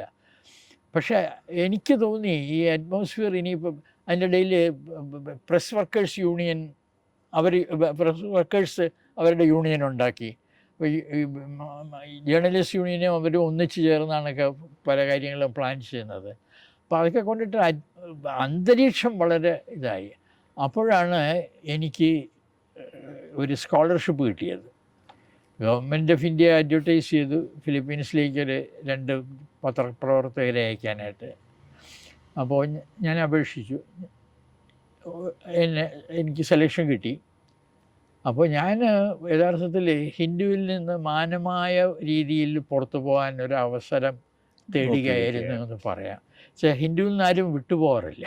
അത്ര അങ്ങനെ ഉള്ള ഒരു റെപ്യൂട്ടേഷനൊരു പത്രമാണ്. അപ്പോൾ മറ്റ് കാരണങ്ങളൊന്നും പറയാതെ പോകാനാണ് ഞാൻ ഈ സ്കോളർഷിപ്പിന് അപേക്ഷിച്ചത്. അത് കിട്ടി. എത്ര നാളുണ്ടായിരുന്നു ഫിലിപ്പീൻസ്? Nearly 2 years. അവിടെ വളരെ പ്രധാനപ്പെട്ട അന്നത്തെ ഒരു കാലഘട്ടമായിരുന്നു മാർക്കോസിൻ്റെ ഭരണം. മാർക്കോസിൻ്റെ ഭരണം വന്നില്ല. മാർക്കോസ് ഞാൻ ഫിലിപ്പീൻസിൽ നിന്ന് പോകുന്ന ശേഷമാണ് പ്രസിഡന്റ്. ഞാനുള്ളപ്പോഴത്തേക്ക് പിന്നെ ഗാർസിയ എന്നൊരാളായിരുന്നു. അപ്പോൾ അവിടുത്തെ ഒരു പ്രധാനപ്പെട്ട പത്രപ്രവർത്തകനെ പറ്റി ബിആർപി പുസ്തകത്തിൽ പറയുന്നുണ്ട്, ഏണി ഗ്രനഡ എന്ന് പറഞ്ഞു. എർണസ്റ്റോ ഗ്രനഡ, ഏണി ഗ്രനഡ എന്ന് വിളിക്കുന്നു അല്ലേ? അപ്പോൾ അദ്ദേഹം ആ കാലത്ത് പിന്നീട് അദ്ദേഹത്തിനെ ജയിലിലാക്കുവോ അല്ലേ? വളരെ വലിയ ശിക്ഷ. മാർക്കോസ് വന്നപ്പോൾ ജയിലിലാക്കി. He came back a broken man and കുറച്ച് ദിവസത്തിൽ മരിക്കുകയും ചെയ്തു. അദ്ദേഹമായിട്ടുള്ള വളരെ അടുത്ത സൗഹൃദം, വളരെ അടുത്ത സൗഹൃദമായിരുന്നു. എന്നുവെച്ചാൽ ഞാനവിടെ വന്നു, പിന്നെ സ്കോളർഷിപ്പിൽ പോയി, യൂണിവേഴ്സിറ്റിയിലാണ് സ്കോളർഷിപ്പിൻ്റെ ഇത്. അപ്പോൾ ഞാൻ പത്രപ്രവർത്തകരുമായിട്ട് ബന്ധപ്പെടണമെന്ന് തീരുമാനിച്ചു. അപ്പോൾ ഞാൻ ഒരു ദിവസം ഈ പത്രങ്ങൾ, അവിടുത്തെ പ്രധാന പത്രങ്ങൾ ഡെയിലി വായിച്ചു. ഒരു മാസം മനില ടൈംസ്, മനില ക്രോണിക്കിൾ, പിന്നെ ഇത് 2 പ്രധാന മോർണിംഗ് പേപ്പേഴ്സ്, പിന്നെ ഈവനിങ് പേപ്പേഴ്സും ഒക്കെ ഉണ്ട്. ഇത് ഞാൻ ഒരു മാസം റെഗുലറായിട്ട് വായിച്ചതിന് ശേഷം അപ്പോൾ ഞാൻ തീരുമാനിച്ചു മനില ക്രോണിക്കിളാണ് എൻ്റെ paper. Manila times out and out pro American, Manila Chronicle കുറേയൊക്കെ അമേരിക്കയെ ക്രിട്ടിസൈസ് ചെയ്യുന്ന ഒരു പത്രമാണ്. അതുകൊണ്ട് കുറേയൊക്കെ ഇന്ത്യയെ കുറിച്ച് നല്ല കാര്യങ്ങൾ പറയുകയൊക്കെ ചെയ്യും. അപ്പോൾ ആ ഇതിലാണ് ആ മനില ക്രോണിക്കിളുമായിട്ട് ഒരു ആഭിമുഖ്യമുള്ളത്. അതിനകത്ത് 3 കോളമിസ്റ്റ് ഉണ്ട്. അതിലുള്ള 3 പേരുടെയും കോളംസ് ഒന്നിന് താഴെ ഒന്നായിട്ട് ഇങ്ങനെ വരും. എഡിറ്റോറിയൽ പേജിലെ ലാസ്റ്റ് 2 കോളംസ്. IP സൊളിയങ്കോ ആദ്യത്തെ കോളം, അതിൻ്റെ അടിയിലാണ് പിന്നെ ഇത് കാർമൻ ഗെരേരോ നാക്പിൽ, പിന്നെ ഏണസ്റ്റോ ഒ ഗ്രനാഡ. അപ്പോൾ ഒരു മാസം വായിച്ചു. അപ്പോൾ 2 പത്രങ്ങളും വായിച്ചു. അതിൽ ഞാൻ തീരുമാനിച്ചു മനില ക്രോണിക്കിളാണ് എൻ്റെ പത്രം. എന്നിട്ട് പിന്നെ അതിലെ ആളുകളെ പരിചയപ്പെടണം എന്ന് വെച്ചു. ഒരു ദിവസം ഞാൻ ക്രോണിക്കിൾ ഓഫീസിൽ ചെന്നു. ഓഫീസിൽ ചെന്നിട്ട് ഇതിൻ്റെ പേര് നോക്കിയിട്ട് ആദ്യത്തെ പേര് IP സൊളിയങ്കോ. ഞാൻ അദ്ദേഹത്തെ കാണണം എന്ന് പറഞ്ഞു. അപ്പോൾ പറഞ്ഞു, Mister Soliongco is on tour, he has gone to the Soviet Union. അപ്പോൾ ഞാൻ അടുത്ത പേര് പറഞ്ഞു, Carmen Guerrero Nakpil. Oh, Mrs Nakpil does not come to the office, she sends the column from her house. അപ്പോൾ Ernesto Granada, Ernie Granada come is an assistant editor, he will come and any time now എന്ന് പറഞ്ഞു. അപ്പോൾ എൻ്റെ അടുത്ത് പറഞ്ഞു, you can wait here, he will come any time. ഒരു 10 മിനിറ്റിനുള്ളിൽ എണി വന്നുകൊണ്ട് റിസപ്ഷനിസ്റ്റ് പറഞ്ഞു, ഞാൻ അദ്ദേഹത്തെ കാണാൻ കാത്തിരിക്കുകയാണെന്ന് പറഞ്ഞ് പിന്നെ അദ്ദേഹം മുറിയിൽ കൊണ്ടുപോയി. അപ്പോൾ ഞാൻ പത്രപ്രവർത്തകനാണെന്ന് പറഞ്ഞ് you come in the evening, നമുക്ക് I will take you to the press club, you can become a member, a visiting member of the National Press Club എന്ന് പറഞ്ഞിട്ട് അങ്ങനെ വന്ന് പിന്നെ ഞങ്ങൾ വളരെ അടുത്ത ചങ്ങാതികളായിരുന്നു. ഈ അവിടുന്ന് ഡൽഹിയിലേക്ക് തിരിച്ച് വന്നിട്ട് സ്റ്റേറ്റ്സ്മാനും അല്ല ജോലി ചെയ്യുന്നു. അതിനുശേഷമാണ് എടത്തട്ട നാരായണൻ എന്ന് പറയുന്ന ഒരു മലയാളി പത്രപ്രവർത്തകരിലെ അന്നത്തെ അല്ലെങ്കിൽ ഇന്നും ചരിത്രത്തിൽ ഏറ്റവും പ്രധാനപ്പെട്ട. എടത്തട്ടയെ പറ്റി എന്താണ് ഓർമ്മകൾ? ഇത് ഞാൻ ഡൽഹിയിൽ വരുമ്പോൾ പിന്നെ ഇത് സ്റ്റേറ്റ്സ്മാൻ ഒരു വേക്കൻസി ഉണ്ടെന്ന് അറിഞ്ഞു. അങ്ങനെ ഞാൻ അവിടെ പോയി, അത് കിട്ടി, അവിടെ ജോയിൻ ചെയ്തു. അപ്പോഴാണ് എടത്തട്ട നാരായണൻ ലിങ്കിൻ്റെ എഡിറ്ററാണ്. ലിങ്ക് വീക്കിലി ആയിട്ട് ഇറങ്ങിയാണ്. അപ്പോൾ അവർ ആ ഗ്രൂപ്പിന് തന്നെ പക്ഷേ വേറൊരു കമ്പനി ഉണ്ടാക്കി. പിന്നെ അവർ ഒരു ഡെയിലി തുടങ്ങുന്നു. അത് ഇന്ത്യയിലെ first left wing English news paper എന്നൊക്കെ പറഞ്ഞു വന്നു. പേട്രിയറ്റ്. അപ്പോൾ അതിനായിട്ട് ആളുകൾ എടുക്കുന്നതിനകത്ത് അവരെ സഹായിച്ചിട്ടിരുന്ന ഒരാൾ CN ചിത്തരഞ്ജൻ. അത് മെയിൻ സ്ട്രീമിൻ്റെ എഡിറ്ററായിരുന്നു പിന്നീട്. അപ്പോൾ CN ചിത്തരഞ്ജനും M വേണുഗോപാല റാവുവും അവർ രണ്ടുപേരും ഡൽഹിയിൽ വെച്ച് എൻ്റെ ഫ്രണ്ട്സാണ്. അവർ എക്സ്പ്രസ്സിലായിരുന്നു.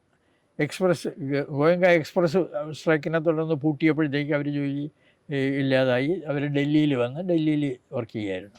അപ്പോൾ ഞങ്ങൾ ഡൽഹിയിൽ വെച്ച് ചെന്നൈയിൽ വെച്ച് വലിയ അടുത്ത ഫ്രണ്ട്സാണ്.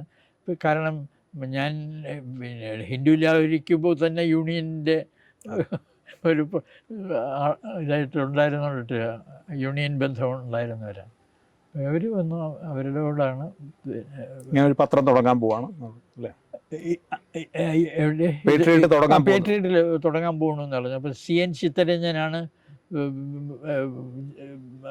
ഇടത്തട്ട കൺസൾട്ട് ചെയ്തുകൊണ്ടിരുന്ന ഒരാൾ.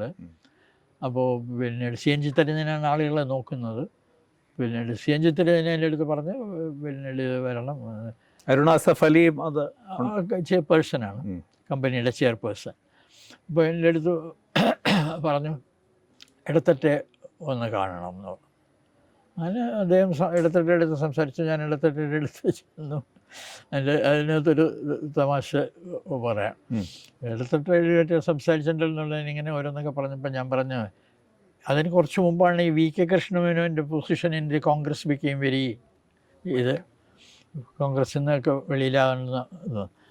അപ്പോൾ ഞാനിങ്ങനെ അദ്ദേഹമായിട്ട് സംസാരിച്ചപ്പോൾ ഞാൻ I was of the view that Link, അതാണ് അവരുടെ പദം, Link did not support Krishna Menon strongly enough when he was in trouble.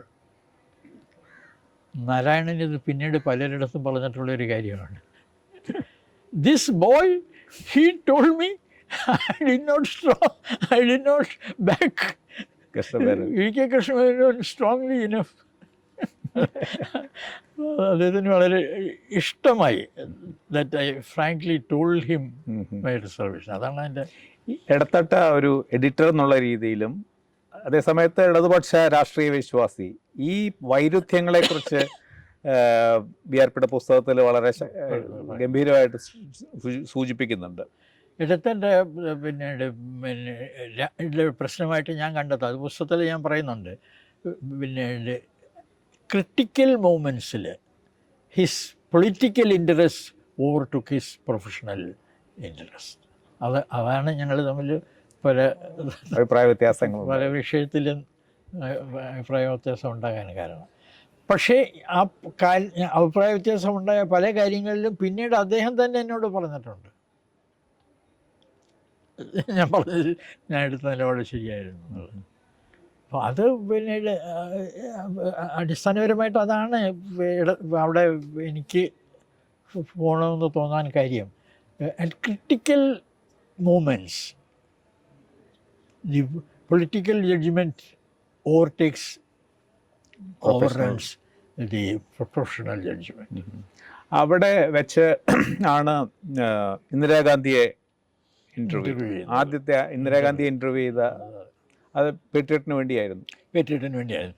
പേട്രിയറ്റിൻ്റെ ആദ്യത്തെ ഇൻഡിപെൻഡൻസ് ഡേ ഇഷ്യൂ വരുന്നു. അപ്പോൾ ഇൻഡിപെൻഡൻസ് ഡേ ഇഷ്യൂയിലേക്ക് ഒരു ലേഖനം ഇന്ദിരാഗാന്ധി എടുത്ത് ആവശ്യപ്പെടാനായിട്ട് ഞങ്ങൾ ആലോചിച്ചു.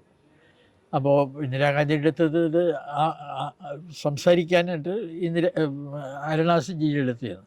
അരുണാസ് സഫാരിയുടെ അടുത്ത് പറഞ്ഞു, പിന്നെ ഇതിന് ഒരു ലേഖനം അവരുടെ നോക്കിയാണ്. അപ്പോൾ അവർ സംസാരിക്കാമെന്ന് പറഞ്ഞു. അവർ സംസാരിച്ചു, എൻ്റെ സാന്നിധ്യത്തിൽ തന്നെ വിളിച്ചു പറഞ്ഞു, അവരെഴുതി കൊടുക്കാമെന്ന് പറഞ്ഞു. അപ്പോൾ എൻ്റെ അടുത്ത് പറഞ്ഞു അവരെഴുതാമെന്ന് പറഞ്ഞു. ഞാനാണ് ഈ മാഗസിൻ്റെ ഇത് ഇൻഡിപെൻഡൻസ് ഡേ ഇഷ്യൂ ഹാൻഡിൽ ചെയ്യുന്നത്. അപ്പോൾ അത് പിന്നെ അച്ചടിക്കാനുള്ള സമയമായി. സ്പെഷ്യൽ നമ്പേഴ്സൊക്കെ ഒരു 3 ദിവസം മുമ്പേ അച്ചടിക്കണം. നേരത്തെ വണ്ടിയിലേക്ക്, ഇപ്പം പ്ലെയിനിൽ പത്രങ്ങൾ അയക്കുന്ന സ്ഥലത്തേക്ക് വലിയ ഹെവി സാധനം ഇങ്ങനെയുള്ളപ്പോഴത്തേക്ക് അത് ഞങ്ങൾ നേരത്തെ ട്രെയിനിലേക്കായി. അപ്പോൾ ഇത് അങ്ങനെയൊക്കെയുള്ള ഒരു ഇത് നേരത്തെ ചെയ്യേണ്ടതായിട്ട് വരികയാണ്. അപ്പോൾ ഇത് ഇന്ദിരാഗാന്ധിയെ കൊണ്ട് ലേഖനം എഴുതിക്കുന്ന കാര്യം ആലോചിച്ചു. അരുണാജിയുടെ അടുത്ത് പറഞ്ഞു, അവർ സംസാരിക്കാമെന്ന് പറഞ്ഞു. അവർ വിളിച്ച് പറഞ്ഞു ലേഖനം എഴുതി തരാമെന്ന് പറഞ്ഞു. അവർ പറഞ്ഞത് സമയത്ത് കിട്ടിയില്ല. ഇത് ഞാനാണ് മാഗസിൻ ഹാൻഡിൽ ചെയ്ത്, സ്പെഷ്യൽ എഡിഷൻ ഹാൻഡിൽ ചെയ്യുന്നത്. അതിൻ്റെ ദിവസം അടുത്ത് വരുന്നു. അപ്പോൾ ഞാൻ ചെന്ന് അരുണാജിയുടെ അടുത്ത് പറഞ്ഞു, ഒരു ലേഖനം വന്നിട്ടില്ല, ഇത് ദിവസം പോകുന്നു. അപ്പോൾ she spoke to her.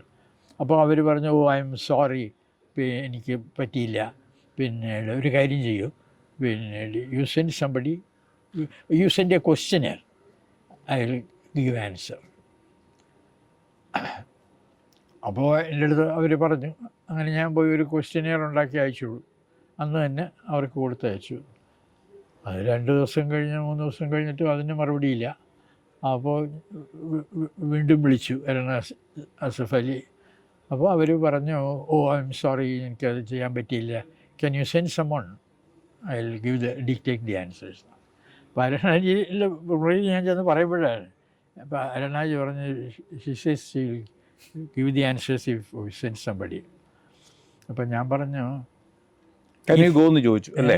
Can you go, are you going എന്ന് ചോദിച്ചു എൻ്റെ അടുത്ത് ചോദിച്ചു. അപ്പം ഞാൻ പറഞ്ഞു, see, if she is going to just dictate the answers, a stenographer can go and take it down. But if she is willing to answer questions which arise from her answers, supplementary questions, then I am ready to go. ഇന്ദിരാഗാന്ധിയുടെ അടുത്ത് അവരിത് പറഞ്ഞു. അവർ പറഞ്ഞു ചെയ്യാമെന്ന് പറഞ്ഞു. അങ്ങനെയാണ് ഞാൻ സ്റ്റെനോഗ്രാഫറേയും കൊണ്ടാണ് പോയത് നോട്ട് എടുക്കാനായിട്ട് ചെയ്തത്. അതായിരുന്നു ആദ്യത്തെ. ആ ചോദ്യങ്ങളെ പറ്റി പറയുന്നുണ്ട്. കുറേ ചോദ്യങ്ങൾ അവർ വേറൊരു പേഴ്സണാലിറ്റി ആയിരുന്നോ കാണുമ്പോൾ, നേരിട്ട് കാണുമ്പോൾ വളരെ ഗ്രേസ്ഫുൾ ഹോസ്റ്റസ്. ഞാൻ പറഞ്ഞത് അത് ആ അവസരത്തിലൊന്നും മാത്രമല്ല, എപ്പോഴും എൻ്റെ അന്നത്തെ ഇതിൻ്റെ ഞാൻ എഴുതിയിട്ടുണ്ട്. പിന്നെ ഞാൻ നേരത്തെ വന്നു, എന്നെ ഒരു മുറിയിൽ കൊണ്ടിരുത്താൻ പറഞ്ഞു. ഞാൻ ആ മുറിയിലിരിക്കുകയാണ്. എൻ്റെ അവിടെ ഒരു സ്റ്റെനോഗ്രാഫറുണ്ട്, അയാളും അവിടെ ഇരിപ്പുണ്ട്. ഇവർ മുറിയിലോട്ട് കയറി വരുന്ന ഉടനെ തന്നെ കഥ ഒരു കർട്ടനുണ്ട്, കർട്ടൻ്റെ ഇത് മുറിക്കകത്തോട്ട് കഴിയുന്ന ഉടനെ തന്നെ സാരിയുടെ തുമ്പും എടുത്ത് തലയിലിടുകയാണ് ആദ്യം ചെയ്യുന്നത്. എന്നിട്ട് വന്നിരിക്കുന്ന ഇരിപ്പ് കണ്ടിട്ട് എനിക്ക് ചിരിയാണുള്ളൂ. ഒരു നവവധുവിനെ പോലെയാണ് വന്നിരിക്കുന്നത്. അതിശക്തയായ അല്ല, അതൊക്കെ പിന്നീടാണ്. ആ ശക്തിയായ ഇന്ദിരാഗാന്ധി പിന്നീടാണ് ഉണ്ടാകുന്നതെന്നാണ് എൻ്റെ ബലമായ ഇത്. അന്ന് പിന്നീട് അവരുടെ ആൻസേഴ്സിൽ തന്നെ 3 തവണ ആണ് ഞാൻ ചോദിച്ചത്, പിന്നീട് ഇത് അച്ചടിച്ച് വന്നിരുന്ന പ്രയാസമാവില്ലേ. അപ്പോൾ അവർ ഇങ്ങോട്ട് ചോദിക്കുകയാണ്, വാട്ട് ഡിഡ് ഐ സേ. അപ്പോൾ സ്റ്റെനോഗ്രാഫറിൻ്റെ അടുത്ത് ഞാൻ പറയും വായിച്ച് കേൾപ്പിക്കാൻ. അപ്പോൾ വായിച്ച് കേൾപ്പിച്ചു. 2 തവണ വേണ്ടാന്ന് പറഞ്ഞു. അപ്പോൾ 3-ാമത്തതിനകത്ത് അവർ ആയിക്കൊള്ളാൻ പറഞ്ഞു. ആ 3-ാമത്തെ ക്വസ്റ്റ്യൻ വാസ് അബൌട്ട് ഗ്രൂപ്പിസം, കോൺഗ്രസ്സിലെ ഗ്രൂപ്പിസത്തെ കുറിച്ചാണ്. അപ്പം അതിനകത്ത് അവർ പറഞ്ഞ ഇത് അവർക്ക് ഒരുപക്ഷെ അച്ഛൻ്റെ കാലത്തും ഉണ്ടായിരുന്നു എന്നല്ല, അവർ പറഞ്ഞ വാക്കിതാണ്, do you think my father had an easy time in UP? Groupism was there in Congress always. Do you think my father had an easy time in UP? Revealing answer ആയിരുന്നു. പോത്തൻ ജോസഫിനെ യഥാർത്ഥത്തിൽ ഞാൻ വ്യക്തിപരമായി നേരിട്ട് കണ്ടിട്ടില്ല. പക്ഷേ അദ്ദേഹം നിറഞ്ഞു നിൽക്കുന്ന ഒരു വേളയിലാണ് ഞാൻ പത്രപ്രവർത്തനം ആരംഭിക്കുന്നത്. വടക്ക് അദ്ദേഹം പിന്നെ സ്വാതന്ത്ര്യത്തിൻ്റെ തൊട്ട് മുമ്പുള്ള കാലവും അതിന് ആദ്യകാലങ്ങളിലും ഒക്കെ വളരെ സജീവമായിരുന്നു. സ്വാതന്ത്ര്യത്തിന് മുമ്പ് മുഹമ്മദ് അലി ജിന്നയിൽ പത്രത്തിൻ്റെ പത്രാധിപരായിരുന്നു, ഡോണിൻ്റെ പത്രാധിപരായിരുന്നു. അപ്പോൾ അദ്ദേഹം വളരെയധികം പിന്നെ പ്രശസ്തനായ ഒരു പത്രപ്രവർത്തകനായിരുന്നു. പക്ഷേ പിന്നീട് അദ്ദേഹം പലർക്കു വേണ്ടിയും പ്രവർത്തിച്ചിട്ടുണ്ട്. പക്ഷെ അവിടെയൊക്കെ യഥാർത്ഥത്തിൽ അദ്ദേഹം ഒരു പ്രൊഫഷണലായിട്ടാണ് പ്രവർത്തിക്കുന്നത്. തൻ്റെ പ്രൊഫഷണൽ കഴിവുകൾ ഒരു പത്രത്തിന് വേണ്ടി പ്രയോഗിക്കുന്നു.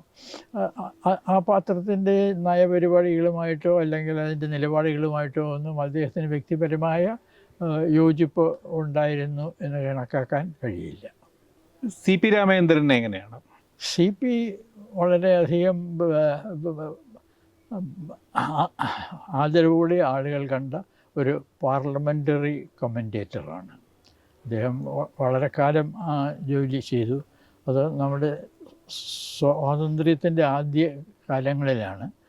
അതുകൊണ്ട് തന്നെ ഈ കാര്യങ്ങളിലൊക്കെ ഒരു ബെഞ്ച് മാർക്കില്ല, അതിന് മുമ്പ് പിൻപും ഉള്ളതെന്നുള്ള നിലയിൽ നമുക്ക് അങ്ങനെയുള്ള ഒരു ബെഞ്ച് മാർക്ക് ഉണ്ടാക്കിയ ആളാണ് CP എന്ന് പറയാം. ആദ്യ കാലത്തെ പാർലമെൻ്ററി റിപ്പോർട്ടിംഗ്, അതിന് മുമ്പും പാർലമെൻറ്റുണ്ട്, അതിന് മുമ്പും പാർലമെൻ്ററി റിപ്പോർട്ടിംഗ് ഉണ്ട്. പക്ഷേ സ്വാതന്ത്ര്യം നേടിയ ശേഷം സ്വതന്ത്ര ഇന്ത്യയുടെ പാർലമെൻറ്റ് അതിൻ്റെ റിപ്പോർട്ടിങ്ങിൻ്റെ ഒക്കെ ചരിത്രം നമ്മൾ പ്രത്യേകിച്ച് തന്നെ കാണണം. കാരണം ഒരു കൊളോണിയൽ ഭരണ സംവിധാനത്തിൻ്റെ കാലത്ത് പ്രവർത്തിക്കുന്ന പാർലമെൻറ്റിനെയും സ്വതന്ത്ര രാജ്യത്തെ പാർലമെൻറ്റിനെയും നമുക്ക് ഒരേ തലത്തിൽ കാണാൻ കഴിയില്ല. വ്യക്തിപരമായി എപ്പോഴെങ്കിലും ഇൻ്ററാക്ഷൻ ഉണ്ടായിട്ടുണ്ടോ CP ആയിട്ട്? CPയുമായിട്ട് വളരെ അടുത്ത ബന്ധം ഉണ്ടെന്ന് പറയാൻ കഴിയില്ല. പക്ഷേ ഞാൻ പേട്രിയറ്റിൽ പ്രവർത്തിക്കുന്ന കാലത്ത് അന്ന് അദ്ദേഹത്തിൻ്റെ ഭാര്യയായിരുന്ന ജലബാല അവിടെ പ്രവർത്തിക്കുന്നുണ്ടായിരുന്നു. ഞാൻ പേട്രിയറ്റിൽ പ്രവർത്തിക്കുമ്പോൾ അതിൻ്റെ സഹപ്രസിദ്ധീകരണമായ ലിങ്കിലായിരുന്നു ജലബാല പ്രവർത്തിച്ചിരുന്നത്. അതുകൊണ്ട് ആ കാലഘട്ടത്തിലുള്ള ഇതറിയാം. ഞങ്ങൾ OV വിജയനുണ്ട് അന്ന് അവിടെ. പേട്രിയറ്റിൻ്റെയും ലിങ്കിൻ്റെയും ഭാഗമായിട്ട് ഉള്ള സംവിധാനം, അതിൻ്റെ മേൽത്തട്ടിലുള്ള ചിലർ രണ്ടിലും പ്രവർത്തിക്കുന്നവരുണ്ടായിരുന്നു, ഇടത്തട്ട നാരായണൻ ഉൾപ്പെടെ. ബാക്കി ഞങ്ങളിൽ ചിലർ ലിങ്കിന് വേണ്ടി മാത്രം വർക്ക് ചെയ്യുന്നവരും അല്ലെങ്കിൽ പേട്രിയറ്റിന് വേണ്ടി മാത്രം വർക്ക് ചെയ്യുന്നവരുമായിരുന്നു. പക്ഷേ ഒരു നല്ല ടീമിനെ ഇടത്തട്ട നാരായണൻ അവിടെ ഉണ്ടാക്കിയെടുത്തിരുന്നു എന്ന് തീർച്ചയായിട്ടും പറയാൻ കഴിയും. ഈ എം പി നാരായണപിള്ള പലവണ എഴുതിയ ഒരു അനുഭവമുണ്ട്. എം പി നാരായണപിള്ള ഒരിക്കൽ അവിടെ വരികയും BRPയെ കാണാൻ വരുന്നു. അത് സംബന്ധിച്ച് ചില തർക്കങ്ങളും പ്രശ്നങ്ങളൊക്കെ ഉണ്ടായി. പക്ഷേ BRP അതിനു മുമ്പ് തന്നെ ചില ഇഷ്യൂസിൻ്റെ പേരിൽ മാറാനിരിക്കുന്ന സമയമാണ്. എന്നാലും ഒരു കാരണം കൂടി ആയി എന്ന് പറഞ്ഞു കേട്ടിട്ടുണ്ട്. എന്തായിരുന്നു ആ സംഭവം? എനിക്ക് അവിടെ ചില പ്രശ്നങ്ങളൊക്കെ തൊഴിൽപരമായി നേരിട്ടിരുന്നു ഞാൻ. അതിൻ്റെ പ്രധാന കാരണം ഇടത്തട്ട നാരായണനെ ഒരു നല്ല പ്രൊഫഷണൽ ജേർണലിസ്റ്റായിട്ട് തന്നെയാണ് ഞാൻ കാണുന്നത്. പക്ഷേ അദ്ദേഹം അതേസമയം ഒരു രാഷ്ട്രീയ ജേർണലിസ്റ്റാണ്. അദ്ദേഹത്തിൻ്റെ പത്രപ്രവർത്തനത്തിൽ രാഷ്ട്രീയം അടങ്ങിയിരിക്കുകയാണ്. പക്ഷേ ഇതിൽ രണ്ടും തമ്മിൽ വേറിട്ട് കാണണമെന്നുള്ളൊരു അഭിപ്രായമാണ് എനിക്കുള്ളത്. എനിക്ക് എൻ്റേതായ രാഷ്ട്രീയ അഭിപ്രായങ്ങളുണ്ടാവാം, അത് പ്രചരിപ്പിക്കാൻ വേണ്ടി ഞാനൊരു പത്രം നടത്തുന്നുണ്ടാവാം. പക്ഷെ അപ്പോഴും ഞാൻ ബഹുമാനിക്കേണ്ട, സ്വീകരിക്കേണ്ട, അംഗീകരിക്കേണ്ട ചില പത്രപ്രവർത്തന ധർമ്മങ്ങളുണ്ട്. അപ്പോൾ ഇതിനെ വേറിട്ട് കാണാൻ പലർക്കും കഴിഞ്ഞിട്ടില്ല. അത് പലരുടെയും പ്രവർത്തനം നമ്മൾ പരിശോധിച്ചിരുന്നാൽ കാണാൻ കഴിയും. പ്രത്യേകിച്ചും രാഷ്ട്രീയത്തിൽ നേരിട്ട് താല്പര്യമുള്ള ആളുകൾ. കാരണം രാഷ്ട്രീയം നമ്മളുടെ മേലിൽ വളരും. നമ്മൾ അതുമായി ബന്ധപ്പെട്ട് നിൽക്കുമ്പോഴത്തേക്ക് അത് ഒരു ഘട്ടത്തിൽ ഒരു പക്ഷേ നമ്മളെ അങ്ങ് നമ്മളെയൊക്കെ മേൽ വലിയ സ്വാധീനം ചെലുത്തും. അങ്ങനെയൊരു അനുഭവമാണ് എൻ്റെ വിലയിരുത്തലിൽ അന്ന് ഉണ്ടായത്. ഇടത്തട്ട നാരായണൻ ഒരു നല്ല പത്രപ്രവർത്തകനാണ്, പ്രൊഫഷണലാണ്. പക്ഷെ അദ്ദേഹത്തിന് വളരെ കടുത്ത രാഷ്ട്രീയ ഇൻവോൾവ്മെൻ്റ് ഉണ്ടായിരുന്നു. അപ്പോൾ അവിടെയാണ് ഈ പ്രശ്നം ഞാൻ പലപ്പോഴും കാണുന്നത്. പലരുടെ കാര്യത്തിലും കണ്ടിട്ടുണ്ട്. ഇപ്പോൾ നിർണായക നിമിഷങ്ങളിൽ രാഷ്ട്രീയ ചിന്ത അല്ലെങ്കിൽ രാഷ്ട്രീയ സ്വാധീനം പത്രപ്രവർത്തന മൂല്യങ്ങൾക്ക് അപ്പുറം പോകുന്ന ഒരു സാഹചര്യം. അതിന് എപ്പോഴും ഇത് അസ്വീകാര്യമായി കണ്ടിട്ടുള്ള ഒരാളാണ് ഞാൻ. നാരായണപിള്ള എങ്ങനെയായിരുന്നു പരിചയവും? അങ്ങനെ അവിടെ വന്ന് നാരായണപിള്ള പ്ലാനിംഗ് കമ്മീഷനിൽ ജോലി ചെയ്യുമായിരുന്നു. പിന്നെ അദ്ദേഹം താമസിച്ചിരുന്നത് PK വാസുദേവൻ നായരുടെ ഫ്ലാറ്റിലായിരുന്നു.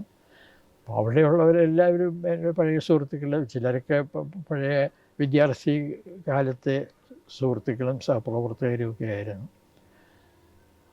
അങ്ങനെ അന്ന് അദ്ദേഹം അവിടെ വരുന്ന കാലം തൊട്ട് തന്നെ നാരായണപിള്ള അവിടെ വരുന്നത് ബനാറസ് യൂണിവേഴ്സിറ്റിയിൽ കോഴ്സ് കഴിഞ്ഞതിന് ശേഷമാണ്. അപ്പോൾ ആ കൂട്ടത്തിലാണ് അവിടെ കൂട്ടായ്മയുടെ ഭാഗമായിരുന്നെന്നും പിന്നീട് PKVയുടെ സത്രം എന്ന് നാണപ്പൻ തന്നെ വിശേഷിപ്പിച്ച സ്ഥലമാണത്. അവിടെ താമസിക്കുന്ന ആളാണ് MP നാരായണപിള്ള. പക്ഷേ നാരായണപിള്ള അതേ റോഡിൽ മറ്റൊരു MPയുടെ ഫ്ലാറ്റിൽ താമസിച്ചിരുന്ന ഞാനുമായിട്ട് വളരെ വലിയ ചങ്ങാത്തമായിരുന്നു. അപ്പോൾ വൈകുന്നേരത്ത് എൻ്റെ ഡ്യൂട്ടി മാറിയും തിരിഞ്ഞുമൊക്കെ വരുന്നതുകൊണ്ടിട്ട് ചിലപ്പോൾ ഞങ്ങൾക്ക് ഒന്നിച്ച് വൈകുന്നേരത്ത് കൂടാൻ കഴിയും. അപ്പോൾ ആ സന്ദർഭങ്ങളിൽ ഞങ്ങൾ നടക്കാൻ പോകും. സൗത്ത് അവന്യൂവിൽ MP's ഫ്ലാറ്റ്സ് ആണ്. അവിടെ നടുക്ക് സൗത്ത് അവന്യൂ എന്ന് പറയുന്ന വലിയ റോഡുണ്ട്.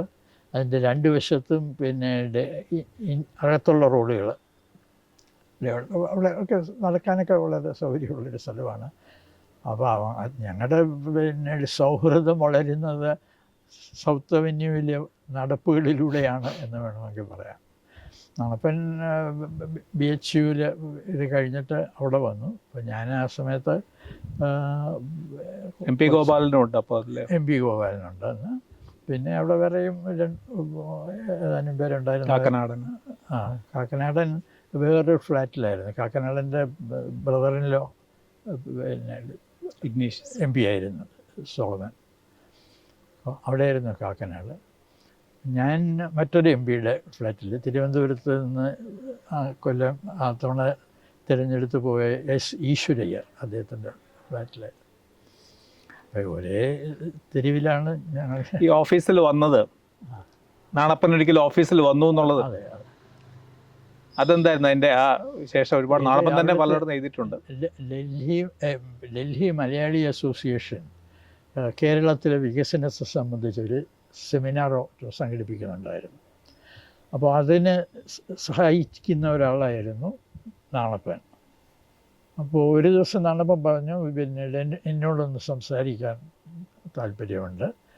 അപ്പോൾ ഞാൻ പറഞ്ഞു, ഇന്ന് രാത്രി 8:30 മണിക്ക് ഓഫീസിലേക്ക് വരിക, അപ്പോഴേക്കും എൻ്റെ ജോലി കഴിഞ്ഞിരിക്കും. അങ്ങനെ 8:30 മണി സമയത്ത് നാണപ്പൻ വേറെ 1-2 പേരുമായി ഡൽഹി മലയാളി അസോസിയേഷൻ്റെ പ്രവർത്തകരുമായിട്ട് അവിടെ വന്നു. അവർ നടന്ന് എൻ്റെ മുറിയിലേക്ക് വരുന്നതിനിടയിൽ ഇടത്തട്ട നാരായണനെ വഴിയിൽ അഭിമുഖീകരിക്കുകയാണ്. ഇടത്തട്ട നാരായണനോട് ഞാൻ മനസ്സിലാക്കുന്നത്, ചോദിച്ചു, ജോലി ചെയ്യുന്ന ആളുകളേക്ക് എന്തിനാണ് വന്ന് ഡിസ്റ്റർബ് ചെയ്യുന്നത്? അപ്പം ഇത് അദ്ദേഹത്തിന് എന്നെ കാണാൻ വന്ന ഒരാളിൻ്റെ വരവ് ഇഷ്ടമായില്ലെങ്കിൽ എന്നോടത് പറയണമായിരുന്നു എന്നാണ് എൻ്റെ ഇത്. അപ്പോൾ എനിക്ക് കാണാം എൻ്റെ ഞാൻ ഇരിക്കുന്ന ക്യാബിനകത്ത് നിന്ന് അതിൻ്റെ കണ്ണാടി ഇതിൽ കൂടി എനിക്ക് കാണാം അവർ വരുന്നതും പിന്നെ ഇടത്തട്ടയുമായിട്ട് സംസാരിക്കുന്നത്. അപ്പോൾ അവർ വന്നുടനെ ഞാൻ ചോദിച്ചു, എന്തുവായിരുന്നു ഇടത്തട്ടയുമായിട്ടുള്ള എൻകൗണ്ടർ? അപ്പോൾ ഇത് പറഞ്ഞു. അപ്പോൾ ഞങ്ങൾ വെളിയിൽ പോയി കുറച്ച് സംസാരിക്കാനായിട്ടുള്ള ഒരു പരിപാടിയായിരുന്നു. ഈ ഡൽഹി മലയാളി അസോസിയേഷൻ ഒരു സെമിനാർ നടത്താൻ ഉദ്ദേശിക്കുന്നു. അതിൻ്റെ കുറച്ച് അവർക്ക് എൻ്റെ അടുത്ത് കുറച്ച് സംസാരിക്കണം, കുറച്ച് പുതിയ ആശയങ്ങൾ വല്ലതുമൊക്കെ നൽകാനുണ്ടാവുമോ എന്നൊക്കെ അറിയാനായിട്ടാണ് വന്നത്. അപ്പോൾ ഇവർ വന്നിരുന്ന വഴിയിൽ വെച്ച് ഇദ്ദേഹവുമായിട്ട് സംസാരിക്കുന്ന ഇടത്തട്ട നാരായണനുമായിട്ട് സംസാരിക്കുന്നത് എനിക്ക് എൻ്റെ മുറി ക്യാബിനിലിരുന്നാൽ കാണാം. അപ്പോൾ വന്നപ്പോൾ ഞാൻ ചോദിച്ചു എന്തായിരുന്നു എന്ന് പറഞ്ഞു. അപ്പോൾ അവരിങ്ങനെ ഒരു ഇതുണ്ടായിരുന്നു. അപ്പം ഞങ്ങൾ കുറച്ച് നേരം അവിടെ നിന്ന് സംസാരിച്ചു. അത് കഴിഞ്ഞിട്ട് ഞാൻ അവരോടൊപ്പം വെളിയിലോട്ട് പോയി ഞങ്ങളുടെ വെളിയിലിരുന്ന് ചെയ്യാൻ തുടങ്ങുമായിരുന്നു. അപ്പം ഞാൻ എന്നോട് പറഞ്ഞിട്ടാണ് വന്നത്. ഞാൻ മനസ്സിലാക്കുന്നത് അദ്ദേഹം അവരോട് പറഞ്ഞത്, ജോലി ചെയ്യുന്ന ആളുകളെ ഒന്ന് എന്തിനാണ് ട്രബിൾ ചെയ്യുന്നത് ചോദിച്ചു. അപ്പോൾ രാത്രി 8:30 മണിയാണ്, കാലത്ത് വന്നതാണ് ഞാൻ, എൻ്റെ സമയമൊക്കെ കഴിഞ്ഞു. പക്ഷേ ഞങ്ങളൊന്നും അവിടെ ക്ലോക്ക് നോക്കിയൊന്നും അല്ല ജോലി ചെയ്യുന്നത്. രാത്രി വളരെ ലേറ്റായിട്ട് പലതവണ ഇരുന്നിട്ടുണ്ട്. പിന്നെ ഞാൻ എഡിഷൻ പ്രൊഡക്ഷനിലും ചിലപ്പോൾ സഹായിക്കുമായിരുന്നു. അപ്പോൾ അതുകൊണ്ട് വലിയ വാർത്തകളൊക്കെ ഉള്ള ദിവസങ്ങളിലാണെങ്കിൽ ഞാൻ എഡിഷൻ പ്രസ്സിന് അയച്ചിട്ട് പോകുമായിരുന്നുള്ളൂ. അത്രേ. അതുകൊണ്ടിട്ട് പിന്നെ ആ ഒരു ആരോപണം തന്നെ വാസ്തവത്തിൽ വളരെ കടന്നു കൈയായി എനിക്ക് തോന്നി. ദിവസവും രാവിലെ 9 മണിക്ക് 10 മണിക്ക് വന്നിട്ട് രാത്രി 10 മണി വരെ ഇരിക്കുന്ന ആളോട് ക്ലോക്ക് വെച്ച് വർക്ക് ചെയ്യുന്ന ആളോട് ഇതൊന്നും സംസാരിച്ചില്ല ഈ വിഷയം. VRPയോട് എൻ്റെ അടുത്ത് സംസാരിച്ചില്ല. എഴുതി രാജിവെച്ചങ്ങ് പോരുമായിരുന്നു. അപ്പോൾ അതെ.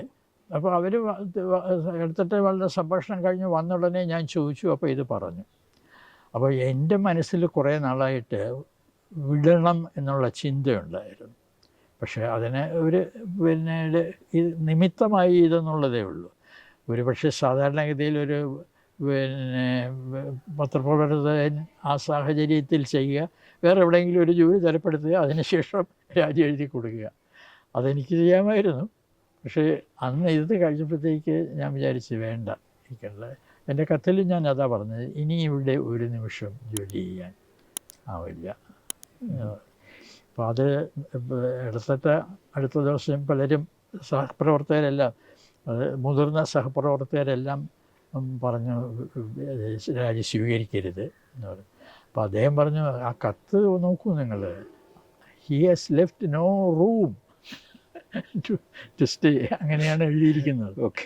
അപ്പോൾ അതുകൊണ്ടിട്ട് അത് കഴിഞ്ഞു അത്. പറഞ്ഞു. അത് എനിക്ക് അത് മനസ്സിലാക്കാൻ കഴിയും. അത് തന്നെയായിരുന്നു ഞാനും ആഗ്രഹിച്ചത്. അതുകൊണ്ട് തന്നെയാണ് എഴുത്ത് അത്ര കർക്കശമായ ഭാഷയിൽ എഴുതിയത്. ഒ. വിജയൻ ആ സമയത്ത് ഉണ്ട് അവിടെ അതെ, ഡൽഹിയിൽ. ഞങ്ങൾ വിജയൻ കാർട്ടൂണിസ്റ്റാണ് ഞങ്ങൾ അടുത്തടുത്തുള്ള ക്യാബിനുകളിലാണ് ഇരിക്കുന്നത്. രണ്ട് കണ്ണാടിക്കൂടുകൾ, വിജയൻ്റെ കണ്ണാടിക്കൂട് ഒരറ്റത്ത്, അതിൻ്റെ അടുത്തത് എൻ്റേത്. പിന്നെ ഉച്ച ഊണ് സമയമാകുമ്പോഴത്തേക്ക് ഞാനും അപ്പുറത്ത് ചെല്ലും. മറ്റേ ഇപ്പോൾ വെളിയിൽ നിന്ന് ലഞ്ച് വരുന്ന ചിലരുണ്ട്. ഞങ്ങൾ എല്ലാവരും അവിടെ വരും. അവിടെ വന്ന് വിജയൻ്റെ ഡ്രോയിങ് ബോർഡിൻ്റെ മേലിലാണ് ലഞ്ച് ബോക്സൊക്കെ തുറക്കുന്നത്. അതുകൊണ്ട് ഞാൻ പറയുമായിരുന്നു വിജയൻ്റെ ഡ്രോയിങ് കം ഡൈനിങ് ബോർഡാണ്. വിജയൻ എങ്ങനത്തെ ഒരു മനുഷ്യനായിരുന്നു അന്നൊക്കെ? വളരെ ഒരു പിന്നീട് അദ്ദേഹം ഒരു വലിയ ഫിലോസഫറായിട്ടും ദാർശനികനും ഒക്കെ ആയിട്ട്. ആ ഇതൊക്കെ ട്രെൻഡൊക്കെ അന്നും കാണാമായിരുന്നു. ഈ പറയുന്ന സമയത്ത് യഥാർത്ഥത്തിൽ ഖസാക്കിൻ്റെ ഇതിഹാസമൊക്കെ എഴുതി കഴിഞ്ഞിരിക്കുന്നു. പക്ഷെ അത് പ്രസിദ്ധീകരിച്ചിട്ടില്ല. അത് പ്രസിദ്ധീകരിക്കാനുള്ള ചില പ്രയാസങ്ങളൊക്കെ അദ്ദേഹം നേരിട്ടു. അതുകൊണ്ടിട്ട് നടക്കുകയായിരുന്നു. പക്ഷെ അതുകൊണ്ട് അദ്ദേഹം ഒരു പ്രതിസന്ധിയിലൂടെ കടന്നു പോകുന്ന ഒരു കാലമായിരുന്നു അത് കമ്മ്യൂണിസ്റ്റ് പ്രസ്ഥാനവുമായിട്ടുള്ള മോഹഭംഗവുമായിട്ടാണ് നാം ബന്ധപ്പെടുത്തി കാണേണ്ടത്. ഈ നോവലിനെ പറ്റിയൊക്കെ സംസാരിക്കുമായിരുന്നോ? ഈ നോവലിനെ കുറിച്ച് എഴുതിയെന്ന് അറിയാം, പറഞ്ഞിട്ടുണ്ട് ഇങ്ങനെ എഴുതിയിട്ടുണ്ടെന്ന്. അപ്പോൾ അത് പിന്നെ ഒരു ദിവസം അതിൻ്റെ ഒരു ചാപ്റ്റർ കൊണ്ടുവന്നു. അത് വായിച്ചിട്ട് ഞാൻ എനിക്കറിയില്ല ഇങ്ങനെ നമ്മുടെ ഭാഷ കൈകാര്യം ചെയ്യാൻ കഴിയുമോ എന്ന്. എനിക്ക് അത്രമാത്രം ആരും അതിനു മുമ്പ് ഉപയോഗിച്ചിട്ടില്ലാത്ത രീതിയിൽ മലയാള ഭാഷ കൈകാര്യം ചെയ്തിരിക്കുന്നു. അതുകൊണ്ട് എനിക്ക് വാസ്തവത്തിൽ അത്ഭുതം ഉണ്ടാക്കി അത് വായിച്ചപ്പോൾ. പിന്നെ അത് പൂർത്തിയാക്കിയിട്ട് കുറേ നാളായിട്ട് ഇങ്ങനെ കൊണ്ടു നടക്കുകയാണ് വിജയൻ. അതിൻ്റെ പ്രധാന കാരണം വിജയൻ തന്നെ പിന്നീട് വളരെ കാലങ്ങൾക്ക് ശേഷം ഒരു ഇൻ്റർവ്യൂവിൽ ഞാൻ ചോദിച്ചപ്പോൾ എന്നോട് പറഞ്ഞു, പിന്നെ കമ്മ്യൂണിസ്റ്റ് പ്രസ്ഥാനവുമായിട്ടുള്ള മോഹഭംഗത്തിൽ നിന്ന് എൻ്റെ ഇതാണ്, അപ്പോൾ എങ്ങനെ ഇത് നിർത്തണം എന്നുള്ളത്. അപ്പോൾ ഞാൻ ചോദിച്ചു ഒടുവിൽ അതെങ്ങനെ പരിഹരിച്ചു എന്ന് ചോദിച്ചപ്പോൾ വിജയൻ പറഞ്ഞു, പാമ്പിനെ കൊണ്ട് കടിപ്പിച്ചു. അത് അങ്ങനെയാണ് ആ കഥ അവസാനിപ്പിക്കുന്നത്. പിന്നീട് അതിനെക്കുറിച്ച് ആലോചിച്ചപ്പോൾ എനിക്ക് തോന്നി, ആ പാമ്പിനെ കൊണ്ട് കടിപ്പിച്ചു എന്ന് പറയുന്നതിനകത്ത് ഒരു നമുക്ക് ലിങ്ക് ചെയ്യാവുന്ന ഒരു സംഭവമുണ്ട്. അത് പി കൃഷ്ണപിള്ളയുടെ മരണമാണ്. പി കൃഷ്ണപിള്ള പാമ്പ് കടിച്ച് മരിച്ചു. അപ്പോൾ അത് ഇങ്ങനെ ഓർമ്മയിൽ എവിടെയെങ്കിലും കിടന്നിട്ടായിരിക്കും അതിൽ പിടിച്ചിട്ടാണ് ആ കഥ അവസാനിപ്പിക്കുന്നത്. ഒരേ സമയത്ത് ഇത് ഫിലോസഫിയൊക്കെ ഉണ്ടെങ്കിലും അങ്ങനെ ഒരു ഹ്യൂമർ, ഒരു ഹൈ ലെവൽ ഓഫ് ഹ്യൂമർ അതുപോലെ വർത്തമാനത്തിലും സംഭാഷണത്തിലും ഒക്കെ അദ്ദേഹത്തിന് അങ്ങനെ ഉണ്ടായിരുന്നോ? അങ്ങനെ സംഭാഷണത്തിൽ വളരെയൊന്നും പ്രതിഫലിച്ചിട്ടില്ല ഇതിനകത്ത്. പക്ഷേ പിന്നീട് വലിയ തിരക്കില്ലാതൊക്കെ ഇരിക്കുന്ന സമയത്ത് സംസാരിക്കുമ്പോഴാണെങ്കിൽ വളരെ ലൈറ്റ് ഹാർട്ടഡായിട്ട് സംസാരിക്കും. ഇടയ്ക്കൊരു ഘട്ടത്തിൽ മലയാളത്തിൽ എഴുതുന്നുണ്ടായിരുന്നില്ല. ഖസാക്കിൻ്റെ ഇതിഹാസം പൂർത്തിയാക്കിയെങ്കിലും പ്രസിദ്ധീകരിക്കാതെ കൊണ്ടു നടക്കുകയും മറ്റ് കാര്യങ്ങളൊന്നും ലിറ്റററി ആയിട്ടൊന്നും ചെയ്യാതിരിക്കുകയും ചെയ്യുന്ന ഒരു ഘട്ടമുണ്ടായിരുന്നു. പിന്നീട് ഡൽഹിയിലെ കൂട്ടുകാരുടെയൊക്കെ, എഴുത്തുകാരായ കൂട്ടുകാരുടെയൊക്കെ ഒരു സർക്കിള് വികസിച്ച് വന്നു. ആ സമയത്ത് പിന്നീട് കുറച്ച് പുതിയ കഥകൾ എഴുതി. അതിനെ ആ കഥകൾ ഗൗരവമായ കഥകളായിട്ട് ഞാൻ എടുത്തിട്ടില്ല. അതിനകത്ത് ഒരു PK സാറാമ്മ എന്ന മറ്റാണ് പേര്. അതൊരു താറാവാണ്. അപ്പം ഇങ്ങനെയൊക്കെ കുറച്ച് തമാശകൾ നല്ല വായിക്കാൻ രസമുള്ള കാര്യം തന്നെ. പക്ഷെ ഞാൻ വിജയൻ്റെ അടുത്ത് പറഞ്ഞു, വിജയ ഇതല്ല നീ എഴുതേണ്ടത്. അതെ, വായിക്കാൻ കൊള്ളാം, രസമുണ്ട്, അതൊക്കെ ഉണ്ട്. അപ്പം അങ്ങനെ വിജയൻ ക്രമേണ ഇത് പ്രസിദ്ധീകരിക്കാനുള്ള ധൈര്യം സംഭരിച്ചു. ആ പ്രസിദ്ധീകരിക്കാനുള്ള ധൈര്യം സംഭവിച്ചതിൽ ഒരു ഘടകം NV കൃഷ്ണവാര്യരുടെ പിന്തുണയാണെന്ന് ഞാൻ വിശ്വസിക്കുന്നു. ഒരു ദിവസം പുസ്തകം ഒരു ചാപ്റ്റർ കൊണ്ടുവന്നു. അപ്പോൾ അത് ഞാൻ ചോദിച്ചു, ഒരു ചാപ്റ്റർ മാത്രം കൊണ്ടുപോകുന്നു, അത് വായിച്ചു കഴിഞ്ഞിട്ട് അപ്പോൾ പറഞ്ഞു അത് പിന്നീട് NV കൃഷ്ണവാര്യർക്ക് അയക്കാനാണെന്ന് കൊണ്ടുവന്നു. കൃഷ്ണവാര്യർക്ക് അയച്ചു കൊടുത്തു. ആ അയച്ചു കൊടുത്ത ആ ചാപ്റ്റർ ഒരു ഇൻഡിപെൻഡൻ്റ് കഥയായിട്ട് മലയാളം മാതൃഭൂമി പ്രസിദ്ധീകരിച്ചു. അത് എങ്ങനെ സംഭവിച്ചതാണോ, അദ്ദേഹത്തിന് അബദ്ധം പറ്റിയതാണോ, അത് ബോധപൂർവം ചെയ്തതാണോ എന്ന് എനിക്കറിയില്ല. ഏതായാലും അത് വിജയന് അന്ന് ആവശ്യമായിരുന്ന കരുത്ത് കൊടുത്തു എന്ന് ഞാൻ വിശ്വസിക്കുന്നു. ഈ കാർട്ടൂണിസ്റ്റ് ശങ്കർ, എല്ലാവരും പറയുന്ന 50കളിലെ നെഹ്റുവായിട്ട് പോലും അടുപ്പമുള്ള എല്ലാ കാർട്ടൂണിസ്റ്റുകളും പത്രപ്രവർത്തകരും ഒക്കെ ഒരു ആശ്രയമായി. അങ്ങനെ ഒരു വലിയ ഇമേജ് ഉണ്ട്. എൻ്റെ അപ്പുറത്ത് ഒരുപാട് വിമർശകരുമുണ്ട്. അദ്ദേഹം വ്യക്തിപരമായ ബന്ധങ്ങളിലൊക്കെ. കാർട്ടൂണിസ്റ്റ് ശങ്കറിനെ എങ്ങനെ എനിക്ക് വലിയ അടുപ്പമൊന്നും ഉണ്ടായിരുന്നില്ല. പിന്നെ അവിടെ ഡൽഹിയിലെ അന്നത്തെ ഒരു ഇൻസ്റ്റിറ്റ്യൂഷനാണ് അദ്ദേഹം. പിന്നെ കാർട്ടൂണിസ്റ്റുകളെല്ലാം അങ്ങോട്ട് കോൺഗ്രേറ്റ് ചെയ്യും. കാർട്ടൂണിസ്റ്റിൽ ഏർപ്പെട്ടിരുന്ന ഒരുപാട് പേര് മലയാളികളുമാണ്. അപ്പോൾ വിജയനൊക്കെ അവിടെ എത്തുന്നത് അങ്ങനെയാണ്. ആദ്യം കാർട്ടൂണുകൾ അയച്ചു, അത് പ്രസിദ്ധീകരിച്ചു. പിന്നെ ഒടുവിൽ ഡൽഹിയിൽ വന്നിട്ട് അവിടെ കുറച്ച് നാൾ വർക്ക് ചെയ്തു. അങ്ങനെയാണ് ഇത് വരുന്നത്. അദ്ദേഹം ഒരു പിന്നെ മറ്റ് ചെറുപ്പക്കാരെയൊക്കെ പ്രോത്സാഹിപ്പിച്ചിരുന്ന ഒരാളുമാണ്. പക്ഷെ അതേസമയം probably many of them found a difficult person to deal with. അതെ, പേഴ്സണായി ജവഹർലാൽ നെഹ്റുവിൻ്റെ കൂടെ പിന്നെ വളരെ അടുത്ത് നിന്ന ആളെന്ന നിലയിലേക്ക് തകഴി അതുപോലെ ഒരുപാട് BRPയുടെ പുസ്തകത്തിൽ 2-3 സ്ഥലത്ത് പരാമർശിച്ചിട്ടുണ്ട്. വെള്ളപ്പൊക്കത്തിനെ പറ്റി പറയുന്നുണ്ട്. അവസാനം കയർ ഈ ഇതാക്കാൻ വേണ്ടിയിട്ട് ദൂരദർശൻ അല്ലേ പരമ്പരയാക്കുന്നതിന്, ഇങ്ങനത്തെ കാര്യങ്ങളിലൊക്കെ തകഴിയായിട്ടുള്ള വ്യക്തിബന്ധങ്ങൾ എങ്ങനെയാണ് ആരംഭിക്കുന്നത്? ഞാൻ പഠിക്കുന്ന കാലത്ത് വളരെയധികം സമയം എൻ്റെ അച്ഛൻ നടത്തിയിരുന്ന പത്രത്തിൻ്റെ ആഫീസിൽ ചെലവഴിക്കുമായിരുന്നു. അവിടെ ജോലി ചെയ്തിരുന്ന പലരെയും വളരെ അടുത്തറിയുമായിരുന്നു. അവരുമായിട്ടൊക്കെ നല്ല ബന്ധമായിരുന്നു. N രാമചന്ദ്രൻ ഒക്കെ കൂട്ടം. ശ്രീകണ്ഠൻ നായർ, കുറേ നാൾ CN ശ്രീകണ്ഠൻ നായരുണ്ടായിരുന്നു. PK ബാലകൃഷ്ണൻ ഉണ്ടായിരുന്നു ഒരു ഘട്ടത്തിൽ. അങ്ങനെ അവിടെ ഒരുപാട് സമയം ചെലവാക്കി. അപ്പോൾ തകഴി അന്ന് അവിടെ വരും, പിന്നെ തിരുവനന്തപുരത്ത് വരുമ്പോൾ ഇവരിൽ ചിലരൊക്കെ തകഴിയുടെ വളരെ അടുത്ത സുഹൃത്തുക്കളാണ്. പിന്നെ തകഴിക്ക് ഒരു RSP ബന്ധം ഉണ്ടായിരുന്നു. അപ്പോൾ അതുകൊണ്ട് ഇവരൊക്കെ ആ ഗ്രൂപ്പിൽ നിന്ന് വന്ന ആളുകളാണ്. അങ്ങനെയാണ് തകഴിയെ ആദ്യം കാണുന്നത്, അന്നോട്ട് അറിയുന്നത്. പിന്നെ ഞാൻ അവസാന വർഷം കോളേജ് പഠിച്ചത് MG കോളേജിലാണ്. അപ്പോൾ അവിടുത്തെ എൻ്റെ ഒരു സുഹൃത്തായിരുന്നു മാഗസിൻ എഡിറ്റർ. ഒരു ദിവസം പിന്നെ മാഗസിൻ എഡിറ്റർ അടുത്ത് ഞാൻ ചോദിച്ചിട്ട് എങ്ങനെയുണ്ട് മാസികയുടെ പണി? അപ്പോൾ എൻ്റെ അടുത്ത് പറഞ്ഞ് ഒരു നല്ല കഥയില്ല. അപ്പം ഞാൻ പറഞ്ഞു ഞാൻ എഴുതിത്തരാൻ വേണമൊന്ന്. ഒരു ഹാഫ് ജോക്കിംഗ്ലി പറഞ്ഞതാണ്. എങ്കിൽ എഴുതു നീ എന്ന് പറഞ്ഞു. അങ്ങനെ ഞാനൊരു കഥ എഴുതി കൊടുത്തു. ആ കഥയാണ് അതിൽ മാസികയിൽ അച്ചടിച്ച് വന്നത്, ആ കൊല്ലത്തെ ആനുവൽ മാഗസിനിൽ. ആ മാസിക പിന്നെ എൻ്റെ അച്ഛൻ്റെ പത്രമാഫീസിനകത്ത് അവിടെ പത്രക്കാരൊക്കെ ഇരിക്കുന്നിടത്ത് കിടക്കുന്നുണ്ടായിരുന്നു. തകഴി അവർക്ക് വന്നവരെ അത് കണ്ട് അതെടുത്ത് മനസ്സ് നോക്കി തകഴിയൊക്കെ വായിച്ചത്. തകഴി എൻ്റെ അടുത്ത് പറഞ്ഞത് നീ എഴുതണം. ഞാൻ പക്ഷേ അത് ഗൗരവമായി ഒരിക്കലും എഴുതില്ല. ഒരാവശ്യത്തിന് വേണ്ടി എഴുതി. ഈ കയറിൻ്റെ ഞാൻ ചെമ്മീൻ ഹിന്ദുവിൽ റിവ്യൂ ചെയ്തിരുന്നു. ആ റിവ്യൂ പിന്നെ പുസ്തകത്തിൻ്റെ ഇതിന് വെളിയിലറിയുന്നതിൽ വളരെ സഹായകമായി എന്നുള്ളത്. കാരണം ഇന്ത്യയിലെ പത്രങ്ങളെല്ലാം അതാത് ഭാഷകളിലത് മാത്രമേ ചെയ്യാറുള്ളല്ലോ. അതേസമയം ഹിന്ദുവിൽ ദക്ഷിണേഷ്യൻ ഭാഷകളിലെ പുസ്തകങ്ങളുടെ റിവ്യൂ പതിവായി വരുന്നുണ്ടായിരുന്ന കാലത്ത്.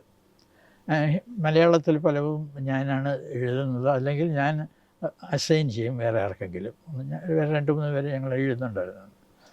അപ്പോൾ അതിൽ ഇത് വന്നിട്ടാണ് ഈ ചെമ്മീൻ്റെ ഇത് വന്നത്.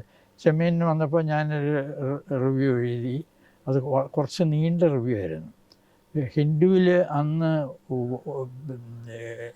ഇത് നോക്കുന്നത്, ലിറ്റററി റിവ്യൂസൊക്കെ നോക്കുന്നത് പിന്നെ സൺഡേ മാഗസിൻ പേജ് നോക്കിയിരുന്നത് VK നരസിംഹനായിരുന്നു.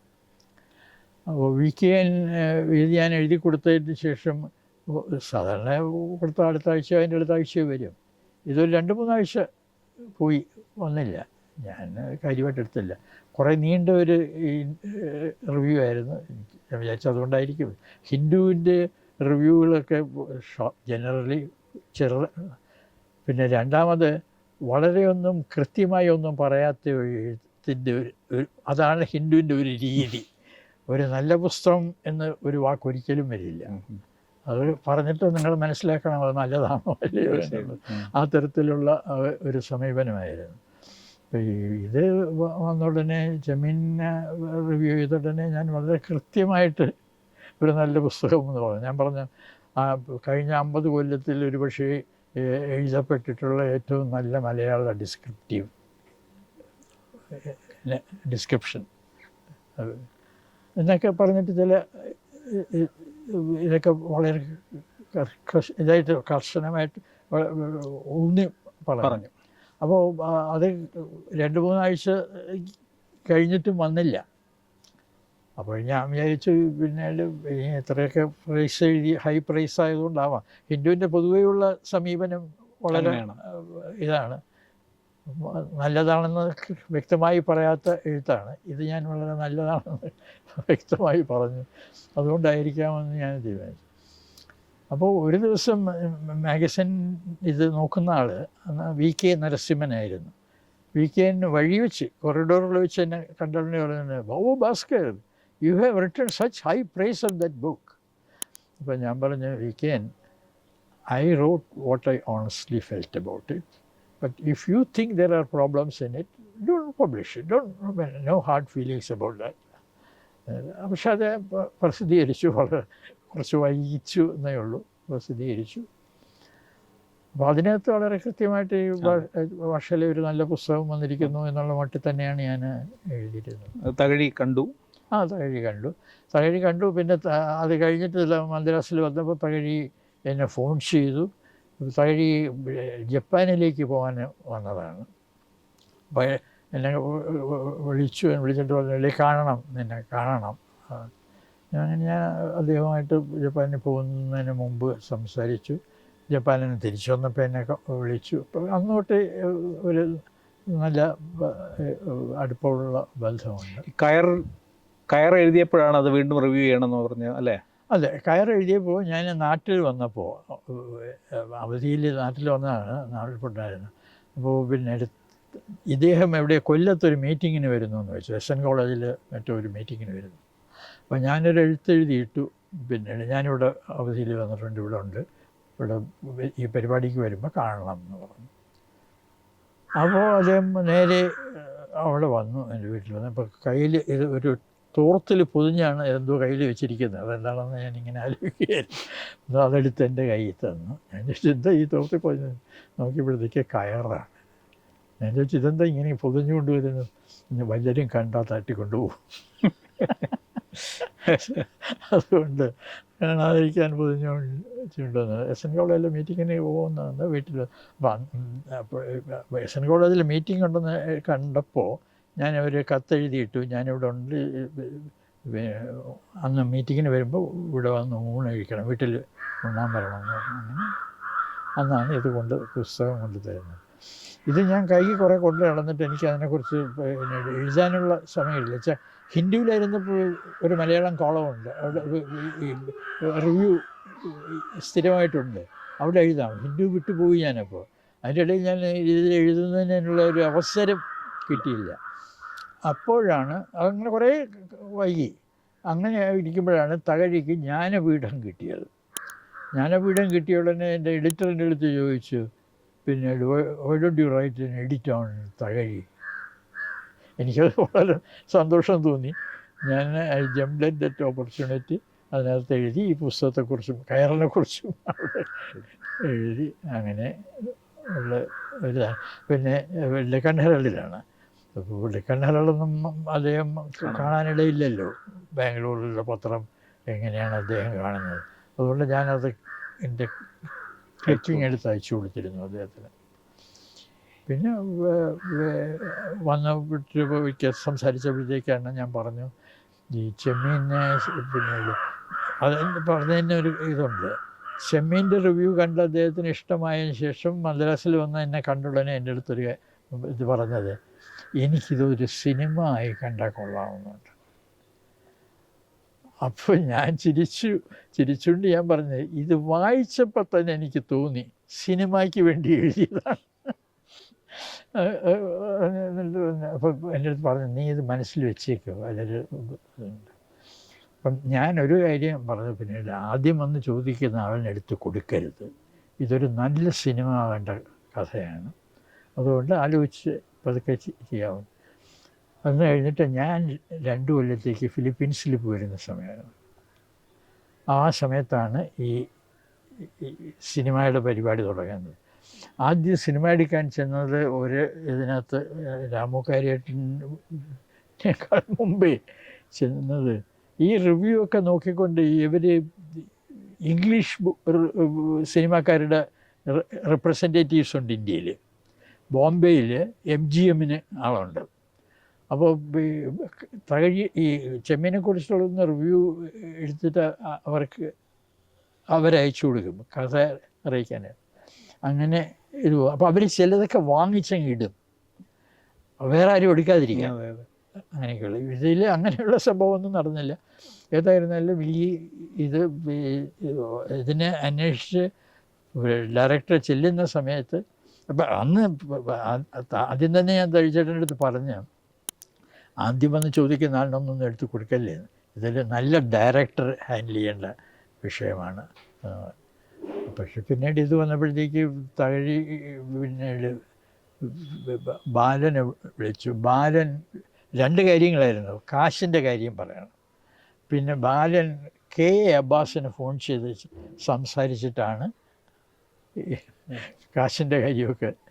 പിന്നെ അത് പക്ഷേ സീരിയലൈസ് ചെയ്യാണ് ചെയ്തത് ദൂരദർശനിലല്ലേ, ഹിന്ദിയിൽ സീരിയലൈസ്. ഹിന്ദിയിൽ അത് ഷോർട്ട് ആൻഡ് ഫോം, ബിക്കോസ് അവർ 26 എപ്പിസോഡിനാണ് പെർമിഷൻ തന്നത്.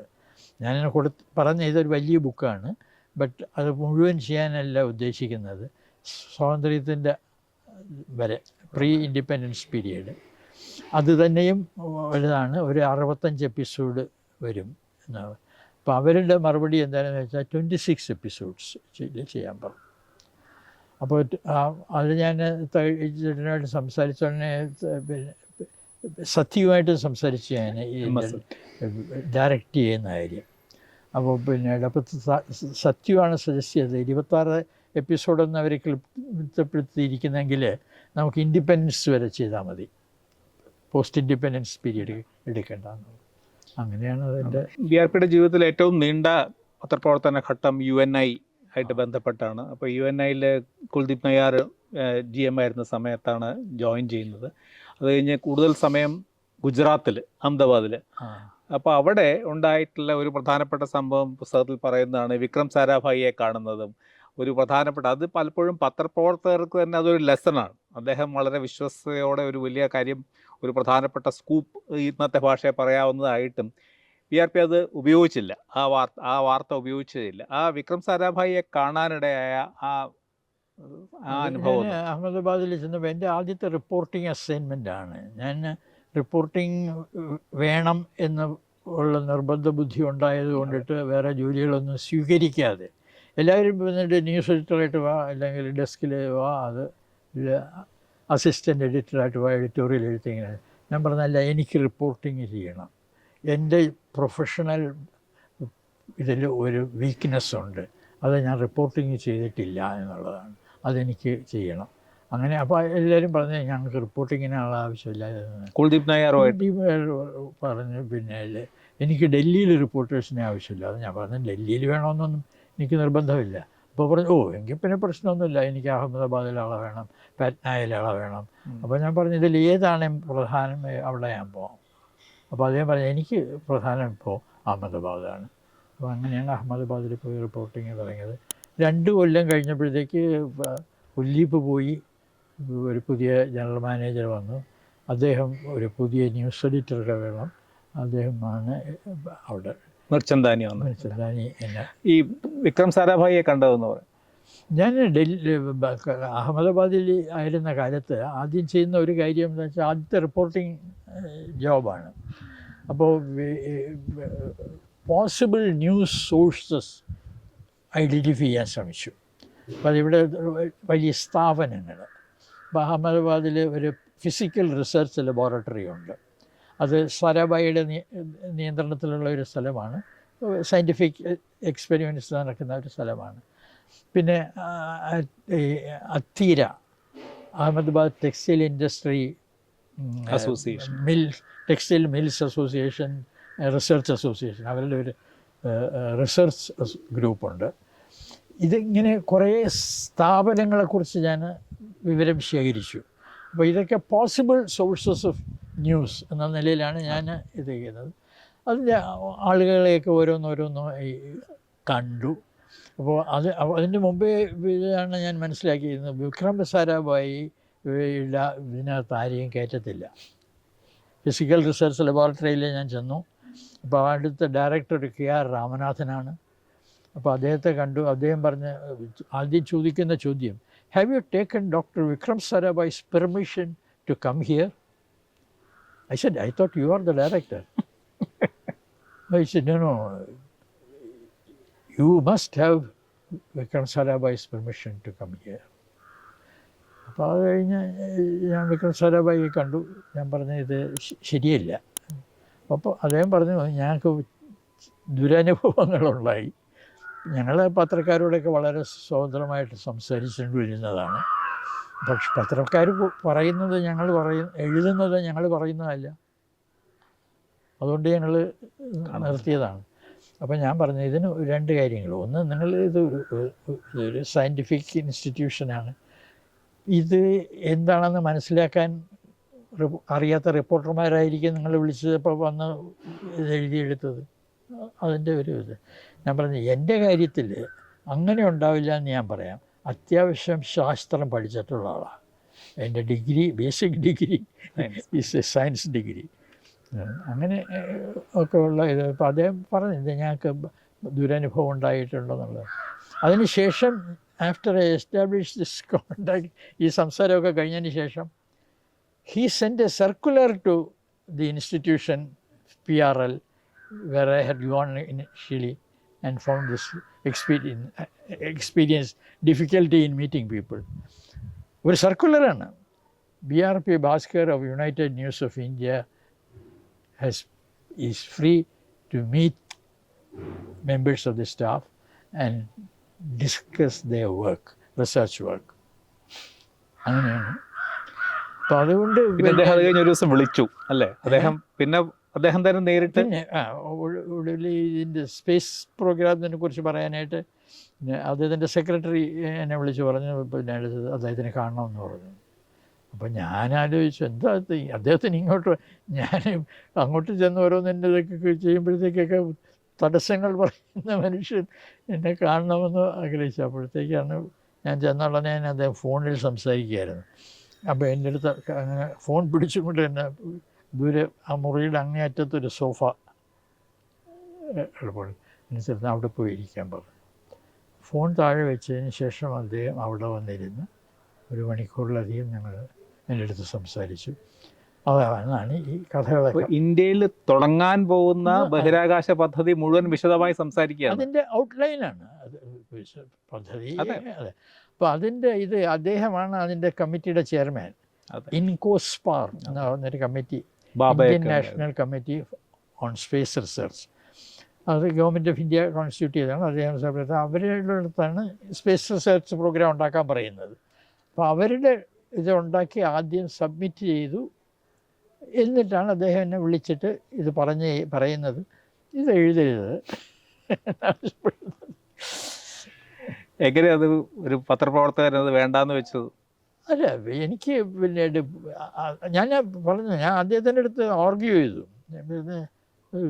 നമ്മൾ ആളുകൾ അറിയണ്ടേ നമ്മുടെ സർക്കാർ എന്താ ചെയ്യുന്നതെന്ന്. പറഞ്ഞ അതിനൊക്കെ സമയമുണ്ട്. ഞാൻ പറഞ്ഞത് എന്നാലും ഇത് സം ഇൻഫർമേഷൻ, ഞാൻ പറഞ്ഞത് എങ്ങും തൊടാതെ വേഗമായിട്ട് ചിലത് ഞാൻ എഴുതിയിരുന്നാൽ ഞാൻ എന്ന് പറഞ്ഞതിൻ്റെ ഞാൻ ഒന്ന് പോയി. അങ്ങനെ വളരെ വേഗമായിട്ടുള്ള ഞാൻ എഴുതി. അടുത്ത ദിവസം അദ്ദേഹത്തെ ചെന്ന് കണ്ടിട്ട് പറഞ്ഞു, ഞാൻ എഴുതിയിട്ടുള്ളത് ഞാൻ വായിക്കാം, ഇത് ഓക്കെ ആണോ എന്ന് പറയണം. ഞാൻ വായിക്കുമ്പോൾ അദ്ദേഹം മിണ്ടാതെ കേട്ടിട്ടിരുന്നു.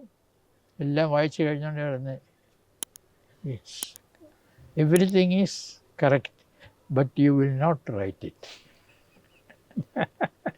അന്ന് തുമ്പയിലാണ് വരുന്നതെന്ന് വല്ലതും പറഞ്ഞു. അത് പറഞ്ഞു അത്രയും തീരുമാനമായിട്ടില്ലേ? തുമ്പ ഇല്ല, തുമ്പയിലേക്ക് അന്ന് ഇത് മാത്രമേ ഉള്ളൂ. മേലോട്ടുള്ളത് ഇവിടുന്നതേ ഉള്ളൂ. അത്രേ ഉള്ളൂ. സാറ്റലൈറ്റ് ഒന്നും ലോഞ്ചൊന്നും വന്നിട്ടില്ല. റോക്കറ്റ് ലോഞ്ചിങ് മാത്രമേ ഉള്ളൂ. ഈ ഇക്വറ്റോറിയൽ റോക്കറ്റ് ലോഞ്ച് ടേൾസ്. അപ്പോൾ ഇത് കഴിഞ്ഞ് ഈ പ്രിന്റ് കഴിഞ്ഞിട്ട് യാദൃശ്ചികമായിട്ടാണ് BRP കേരളത്തിൽ ഒരു ടെലിവിഷൻ ചാനലിൻ്റെ, അതായത് ആദ്യത്തെ ടെലിവിഷൻ ചാനലിൻ്റെ തുടക്കത്തിലേക്ക് വരുന്നത്. എങ്ങനെയാണ് ആ ഏഷ്യാനെറ്റ് സ്ഥാപനവുമായിട്ട്, അല്ലെങ്കിൽ ഇന്ത്യയിൽ തന്നെ സ്വകാര്യ ചാനലുകളിലെ ഉപഗ്രഹ ചാനലുകളിലെ ആദ്യത്തേതാണ്, മലയാളത്തിൽ സ്വാഭാവികമായിട്ട് ഏറ്റവും ആദ്യത്തെയാണ്. എങ്ങനെയാണ് BRP അതുമായിട്ട് ബന്ധപ്പെടുന്നത്? ഞാൻ അതുമായി ബന്ധപ്പെടുന്നത്, ഞാൻ ബാംഗ്ലൂരിലായിരുന്നു അവസാന ജോലി, ഡെക്കൺ ഹെറാൾഡ്. അത് വിട്ട് കേരളത്തിലേക്ക് വരാനായിട്ട് ആണ് എൻ്റെ പദ്ധതി. അവിടെ നിന്ന് വിരമിക്കാൻ മാസങ്ങൾ ബാക്കിയുള്ളപ്പോൾ എന്നിട്ട് നാട്ടിലേക്ക് പോകാനാണ് പദ്ധതി.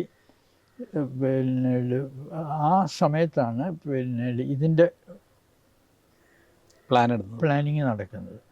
അപ്പോൾ അതിനെക്കുറിച്ച് ചില വിവരങ്ങൾ എനിക്ക് കിട്ടുന്നുണ്ട്. കാരണം ആ ഗ്രൂപ്പിലുള്ള ഒരാൾ എൻ്റെ ഒരു പഴയ കൊളീഗായിരുന്നു, ഒരു തെലുഗു ജേർണലിസ്റ്റാണ്.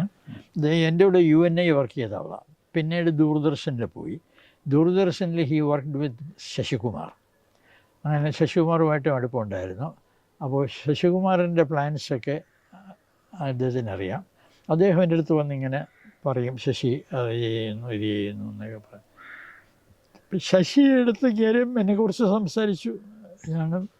അതിന് ഞാൻ ബാംഗ്ലൂരിൽ നിന്ന് റിട്ടയർ ചെയ്ത് പോകാനായിട്ടിരിക്കുന്ന സമയത്ത്, അതിന് കുറച്ച് ദിവസം മുമ്പ് ശശി ബാംഗ്ലൂരിൽ വന്നു. ബാംഗ്ലൂരിൽ വന്നിട്ട് പറഞ്ഞു, പിന്നീട് ഞാനൊരു ചാനൽ തുടങ്ങാൻ പോവുകയാണ്, വിൽ യു ഹെൽപ്പ് മീ? ഞാൻ പറഞ്ഞു, ഞാനിപ്പോൾ പിന്നെ നാട്ടിൽ കേരളത്തിൽ, ഞാൻ പറഞ്ഞു ഞാൻ ഇപ്പോൾ ഇവിടെ നിന്ന് റിട്ടയർ ചെയ്യാൻ പോവുകയാണ്. റിട്ടയർ ചെയ്ത് ഞാൻ കഴിഞ്ഞതിന് ശേഷം ഞാൻ നാട്ടിൽ പോകാൻ തന്നെയാണ് എൻ്റെ ഉദ്ദേശം. അതുകൊണ്ട് നിങ്ങൾ തുടങ്ങുന്ന സമയത്ത് ഞാൻ അവിടെ ഉണ്ടാവാൻ ആണ് സാധ്യത. എന്നാൽ കഴിയുന്ന എൻ്റെ സഹായവും തരാം. അങ്ങനെ അപ്പോൾ ശശി എങ്ങനെയാണ് എൻ്റെ, ശശിയുമായിട്ട് എനിക്ക് അതുവരെ ഇതൊന്നുമില്ല. ശശിയെ ഞാൻ ദൂരദർശനിൽ കണ്ടിട്ടുണ്ടോ എന്നുള്ളതേ ഉള്ളൂ. ഈ ശശിയുടെ കൂടെ വർക്ക് ചെയ്ത ഒരാൾ വീരരാഘവൻ, അദ്ദേഹം മരിച്ചുപോയി, തെലുങ്കു ആണ്. UNI എൻ്റെ കൂടെ വർക്ക് ചെയ്ത ആളായിരുന്നു. മദ്രാസ് UNI എന്നോട് വർക്ക് ചെയ്തു. പിന്നെ അയാൾ PTI പോയി, പിന്നെ ദൂരദർശനിൽ പോയി. അപ്പോൾ അങ്ങനെ ദൂരദർശനിൽ വർക്ക് ചെയ്യുമ്പോൾ ശശി അവിടെ വർക്ക് ചെയ്യുന്നുണ്ടായിരുന്നു. അങ്ങനെ പിന്നീട് അപ്പോൾ അതിൻ്റെ ആദ്യത്തെ പ്ലാനിങ്ങിൽ എങ്ങനെയായിരുന്നു, എന്തിലായിരുന്നു BRP ഇൻവോൾവ് ആയത്? ഇതിൻ്റെ ഈ ഏഷ്യാനെറ്റിൻ്റെ ഇല്ല, ഇത് ആദ്യത്തേത് ഞാൻ പറഞ്ഞല്ലേ, ബാംഗ്ലൂരിൽ നിന്ന് ഞാൻ നാട്ടിലേക്ക് വരാൻ മാനസികമായി തയ്യാറെടുത്തുകൊണ്ടിരിക്കുന്ന സന്ദർഭത്തിലാണ് ശശി വന്നത്. ശശി വന്നിട്ട് പറഞ്ഞു, ഇങ്ങനെ ഞങ്ങളൊരു ചാനൽ തുടങ്ങാനായിട്ട്, will you help us? I said yes, I will be there, you can depend upon any. പിന്നെ ഞാൻ പറഞ്ഞ I don't intend to take up any job. അതുകൊണ്ടിട്ട് I will not take up any job in this thing, but I will help in a consultancy basis ആണ് അത് ചെയ്യാൻ. Because I don't want to take up any more jobs. പുള്ളി consultancy. അങ്ങനെ ഞാൻ പറഞ്ഞു, ഞാനിപ്പോൾ നാട്ടിലേക്ക് പോവും, ഞാൻ അവിടെ ഉണ്ടാവും. So when you are ready you tell. സക്കറിയും ഒക്കെ ഇൻവോൾവ് ആണ് അല്ലേ? സക്കറിയൊക്കെ ഇൻവോൾവ് ആണ്. പക്ഷേ എനിക്ക് അതിനു മുമ്പ് സക്കറിയായിട്ട് വലിയ ബന്ധങ്ങളൊന്നും ഉണ്ടായിരുന്നില്ല. സക്കറിയ എഴുത്തുകാരെന്നുള്ള നിലയിൽ അറിയുമെന്നുള്ളതേ ഉള്ളൂ. ഞാൻ വിട്ട ശേഷമാണ് സക്കറിയ ഡൽഹി വന്നത്. ഞാൻ ഡൽഹിയിലുള്ളപ്പോഴല്ല, ഡൽഹിയിൽ വെച്ച് ഞങ്ങൾ പരിചയപ്പെട്ടിരുന്നില്ല. ഈ ടെലിവിഷനിൽ പ്രിന്റിൽ മാത്രം ജോലി അതുവരെ ചെയ്തിരുന്ന ആള് ഈ ടെലിവിഷനിലേക്കുള്ള ഈ ട്രാൻസിഷൻ, അത് യഥാർത്ഥത്തിൽ ഞാൻ ആ ട്രാൻസിഷൻ നേരത്തെ തന്നെ തുടങ്ങിയിരുന്നു. ഞാൻ ഡെക്കൺ ഹെറാൾഡിൽ ബാംഗ്ലൂരിൽ ജോലി ചെയ്യുന്ന സമയത്ത് കുറേ ചെറുപ്പക്കാരെ കളക്ട് ചെയ്ത് ഡെക്കൻ ഹെറാൾഡിൽ കൂടെ ജോലി ചെയ്ത ഒരാളോ രണ്ടാളോ ഉണ്ട്. പിന്നെ വേറെ പത്രങ്ങളിലവിടെ ബാംഗ്ലൂരിലെ പത്രങ്ങളിലന്ന് ജോലി ചെയ്തിരുന്ന ആളാണ്. അതിലൊരാൾ പിന്നീട് ടെലിവിഷൻ ന്യൂസിൽ വലിയ പേരെടുത്ത റിപ്പോർട്ടറായി, നൂപൂർ ബാസു, NDTV നൂപൂർ. ഇവരൊക്കെ നൂപൂർ എന്ന ഇന്ത്യൻ എക്സ്പ്രസ്സിലാണ്. അപ്പോൾ ഇവരെല്ലാം ഞാൻ ഇവരെ ഈ ചെറുപ്പക്കാരെയൊക്കെ ഞാൻ വിളിച്ചിട്ട് ഞാൻ പറഞ്ഞു ഈ ഭാവിയിലെ മീഡിയം ടെലിവിഷനാണ്. ഐ തിങ്ക് നിങ്ങൾ ഈ ചെറുപ്പക്കാരെല്ലാം അതിലേക്ക് ചൂട് വയ്ക്കാനുള്ള ശ്രമം തുടങ്ങണം. അങ്ങനെ ചില സ്റ്റോറി ഐഡിയാസൊക്കെ ഞാൻ ഉണ്ടാക്കും. അതിൽ ഇവരാരെങ്കിലും ഒരാൾ പോയി സ്ഥലത്ത് പോയി ഇതൊക്കെ കൊണ്ടുവന്നിട്ട് ഒരു ക്യാമറാമാനെ ക്യാമറ ഹയർ ചെയ്ത് ഒരു ക്യാമറാമാനെയുമായിട്ടാണ് ഞാൻ അയക്കുന്നത്. അതുമായിട്ട് അവർ വരും. വന്നു കഴിഞ്ഞതിന് ശേഷം ഒരാളെ കൊണ്ട് ഇത് സൗണ്ട് നരേറ്റീവ് കൊടുപ്പിക്കും. കഴിഞ്ഞതുണ്ടാക്കി അങ്ങനെ ആ ഒരു എക്സ്പീരിയൻസ് അവിടെ നിന്ന് തുടങ്ങി ദൂരദർശൻ അയക്കും. ഓക്കെ. അപ്പം ഇത് അയക്കാൻ വേണ്ടിയിട്ടൊരു പിന്നീട് നെയിം ബോർഡ് ഇതുണ്ടാക്കി വെച്ചിരുന്നു. ഫോക്കസ് ഇന്ത്യ എന്ന് പറഞ്ഞിട്ടൊരു പ്രൊഡക്ഷൻ. Focus India. ശരി. ഈ ഏഷ്യനെറ്റ് തുടങ്ങിയ അന്നത്തെ വാസ്തവത്തിൽ വളരെ അനിശ്ചിതമായിരുന്ന ഒരു സാധ്യതയാണ്. കാരണം അന്ന് എന്താവും എന്നുള്ളതിനെ പറ്റിയും. അപ്പോൾ അങ്ങനെ ഒരു ഒരു ഒരു അഡ്വഞ്ചർ, ഒരു സാഹസമായിരുന്നു അന്ന് ചെയ്തത്. അപ്പോൾ അന്നത്തെ ഒരു ആലോചനയില്ല BRP ഇതൊരു വളരുമെന്നോ അല്ലെങ്കിൽ ഇതുപോലെ ഒരു വൻകിട സ്ഥാപനമാവും എന്നൊക്കെ തോന്നാൻ I had no doubt that personally I think we were able to make a good beginning. ഏഷ്യാനെറ്റിൻ്റെ ആദ്യത്തെ ഇൻഫാക്ട് അതിനുശേഷവും ഏഷ്യാനെറ്റിൻ്റെ പ്രധാന പല അംശങ്ങളും ഇപ്പോഴും നിലനിൽക്കുന്നുണ്ട്. That shows that the successors have not found it necessary or easy to break away from that. That's okay. പക്ഷേ ഇതിനകത്ത് ആ ഒരിതുള്ള, പക്ഷേ this is the medium of the future എന്നുള്ളത് ബാംഗ്ലൂരിൽ ഇരിക്കുമ്പോഴേ ഇത് കഴിയും. ഈ സ്വകാര്യ ഇതൊക്കെ വരും എന്നുള്ള കാര്യത്തിൽ എനിക്ക് യാതൊരു സംശയമില്ലായിരുന്നു. പ്രധാന കാര്യം വെച്ചാൽ ഞാൻ ഈ ഗവൺമെൻറ് ഓഫ് ഇന്ത്യ കോൺസ്റ്റിറ്റ്യൂഷനും ഇത് സംബന്ധിച്ച് നിയമവും വായിച്ചു നോക്കിയിട്ടുണ്ട്. ഗവൺമെൻറ് പറഞ്ഞുകൊണ്ടിരുന്നത് മുഴുവൻ ഇത് ഗവൺമെൻറ്റിൻ്റെ മൊണോപ്പൊളിയാണെന്നാണ്. ഇൻഫാക്ട് ഗവൺമെൻറ്റിന് തന്നെ ഞാൻ എഴുതി, സെക്രട്ടറി ഓഫ് NBക്ക് ഞാൻ എഴുതി പറഞ്ഞത് നിങ്ങൾ ഈ പറയുന്നത് ശരിയല്ല. കോൺസ്റ്റിറ്റ്യൂഷനകത്താണ് ഇതിന് റെഫറൻസ് ഉള്ളത്, which mentions television in the central list. അതിൻ്റെ അർത്ഥം സെൻട്രലിന് മാത്രമേ ചാനൽ നടത്താവൂ എന്നല്ല. ഓൾ ദറ്റ് ഇറ്റ് മീൻസ് ഈ centre Elon can make laws in this area. ഈ സെൻട്രൽ ലിസ്റ്റ് എന്ന് പറയുന്നത് പാർലമെൻറ്റിന് ബില്ല് നിയമം ഉണ്ടാക്കാൻ അധികാരമുള്ള ലിസ്റ്റ് വിഷയങ്ങളാണ്. അതാണ് മറ്റ് സ്റ്റേറ്റ് ലിസ്റ്റാണ് മറ്റൊന്ന്. പിന്നെ കൺകറൻറ്റ്, രണ്ട് കൊടുക്കുകയില്ല. ഇപ്പോൾ കൺകറൻറ്റ് ലിസ്റ്റിലുള്ളതിൽ സ്റ്റേറ്റിനും നിയമം ഉണ്ടാക്കാം, സെൻട്രലിനും ഉണ്ടാക്കാം. സ്റ്റേറ്റ് ലിസ്റ്റിലും സ്റ്റേറ്റിന് മാത്രമേ നോക്കൂ, സെൻട്രൽ ലിസ്റ്റിൽ സെൻട്രലിന് മാത്രമേ നോക്കൂ, പാർലമെൻറ്റിന് മാത്രമേ നിയമം ഉണ്ടാക്കാറുള്ളൂ. ഈ ഏഷ്യാനെറ്റിൻ്റെ ഒരു വളർച്ചയുടെ ഘട്ടത്തിലാണ് BRP അതിന് വിട്ടുപോരുന്നത് ഏഷ്യാനെറ്റിൽ നിന്ന്. അതിനെപ്പറ്റി പറയൂ, എങ്ങനെയാണ് അതിന്? അല്ല, ഏഷ്യാനെറ്റിൽ അവിടെ ഒരു ഇത് ഉണ്ടായി, ഒരു മാറ്റം ഉണ്ടായി.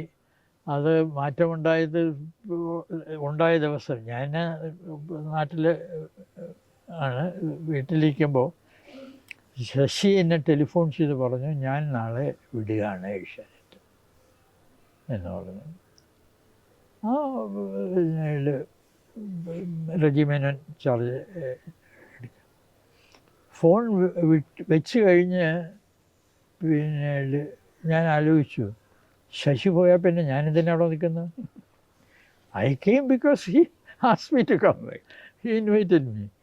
ഞാൻ ശശിയെ തിരിച്ചു വിളിച്ചു, Sasi if you are leaving I'm leaving, that's it. അപ്പോൾ ശശി പറഞ്ഞു, പ്ലീസ് ഡോണ്ട് ഡു ദാറ്റ്.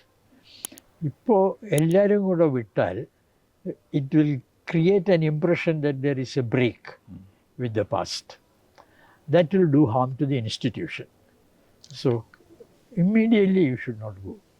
വളരെ അങ്ങനെ ഞാൻ ഒന്നും ചെയ്തില്ല, പിന്നെ ഒന്നും ചെയ്തില്ല. അല്ലെങ്കിൽ ഞാൻ അത് കഴിഞ്ഞാൽ ഉടനെ ഒരു എഴുത്തെഴുതി നിർത്തേണ്ടതാണ് എൻ്റെ സ്വഭാവം വെച്ചിട്ട്. പക്ഷെ അത് ചെയ്തില്ല. ശശി പറഞ്ഞു കുറച്ച് നിൽക്കണം, ഇൻസ്റ്റിറ്റ്യൂഷന് അല്ലെങ്കിൽ അത് ഡാമേജ്, എല്ലാവരും കൂടെ ഒന്നിച്ച് വിടുമ്പോൾ.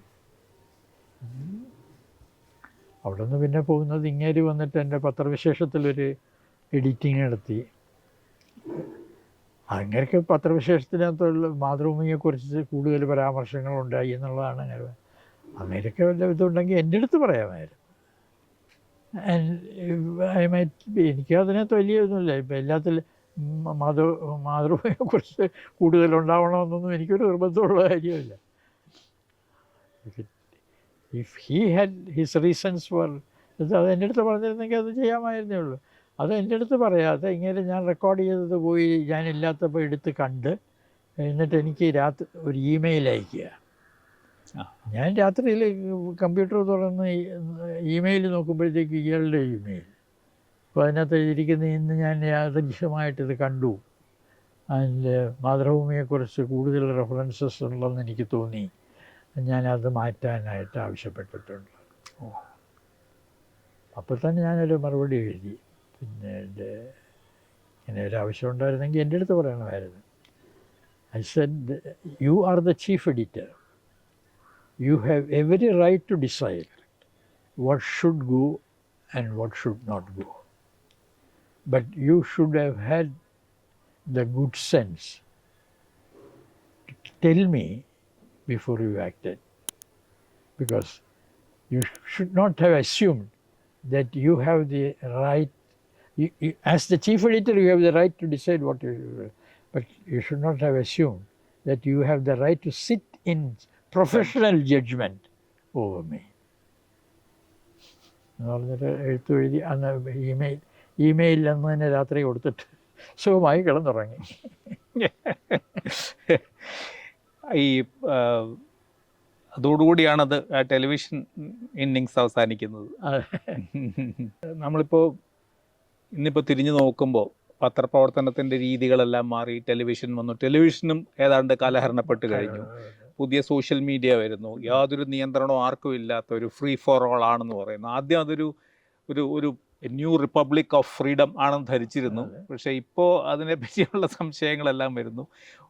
ആർക്കും ഒരു നിയന്ത്രണമില്ലാത്ത, അപ്പോൾ ഇതിന് മുമ്പ് വളരെ ഗംഭീരമായിരുന്നല്ല, പക്ഷേ ഈ മാറ്റം, ഈ വ്യത്യാസം, ഈ മെയിൻ മുഖ്യധാരാ മാധ്യമങ്ങൾ എന്ന് പറയുന്ന ലെഗസി മീഡിയ എന്നൊക്കെ വിളിക്കുന്നത് പൊതുവെ അപ്രസക്തമാവുകയോ മാർജിനലൈസ്ഡ് ആവുകയോ ഇത് കടന്നു വരികയും ചെയ്യുന്നത് എങ്ങനെയാണ് ജനാധിപത്യത്തെയും മാധ്യമപ്രവർത്തനത്തെയും വ്യക്തി സ്വാതന്ത്ര്യത്തെയും ഒക്കെ കൂടുതൽ ബുദ്ധിമുട്ടിലാക്കുന്നു എന്നുള്ളത് ആരോപണം. ഒരുപക്ഷെ ഇത് പഴയ തലമുറയുടെ ആരോപണമാണെന്നാണ് പുതിയ തലമുറ പറയുന്നത്. അല്ല, ഇതിനകത്ത് ഇതുണ്ട്. ഒന്നാമത് ജനാധിപത്യവും മാധ്യമങ്ങളും ഒന്നിച്ചാണ് പോയിട്ടുള്ളത്.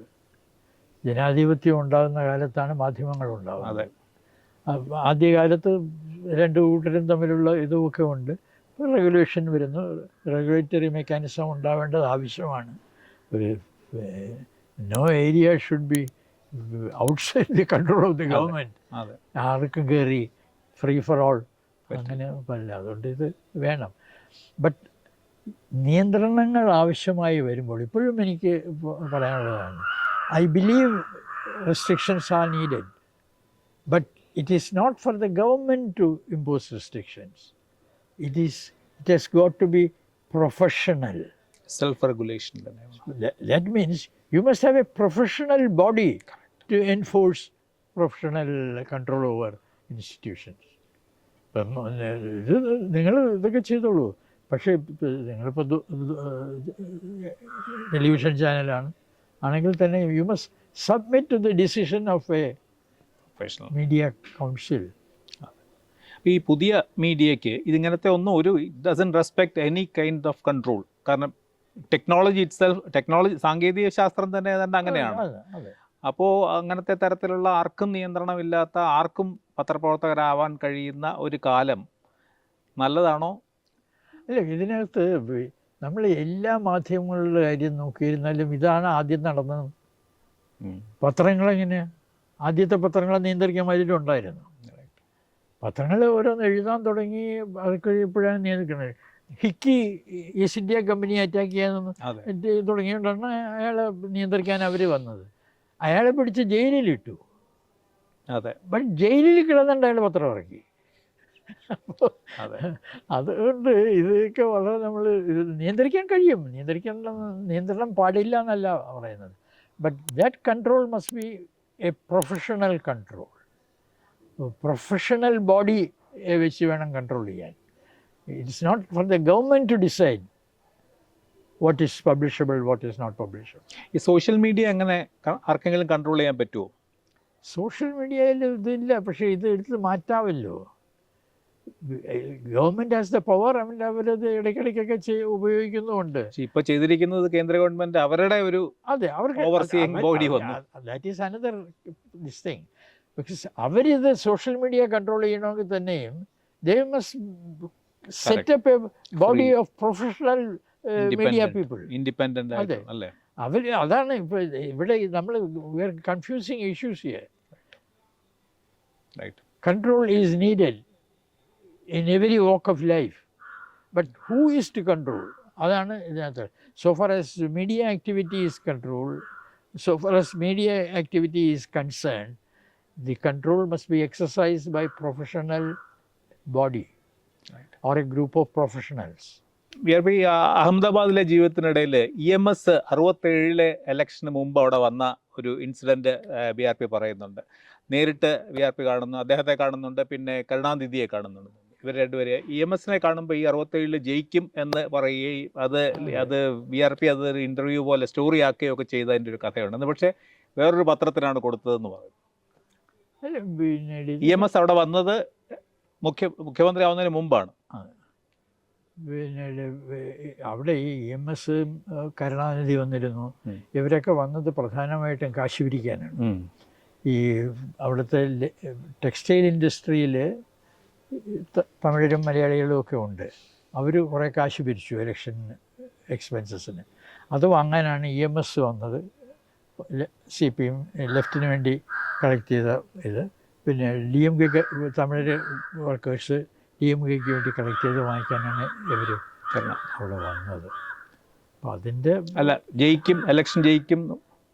പിന്നെ ജയിക്കും. അന്ന് കണ്ട് എവിടെ വെച്ചായിരുന്നു പോയി കണ്ടത്? ആ മീറ്റിംഗ് കഴിഞ്ഞതിന് ശേഷം ഞാൻ അദ്ദേഹമായിട്ട് സംസാരിച്ചു.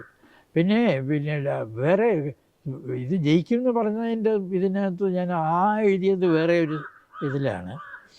അത് MN ഗോപിനാഥ് നായരുമായിട്ട് സംസാരിച്ചു. 57 ഇലക്ഷൻ. അല്ല 67ലും അങ്ങനെ തന്നെ പറഞ്ഞിരുന്നു. EMS പറഞ്ഞു ജയിക്കുമെന്ന്.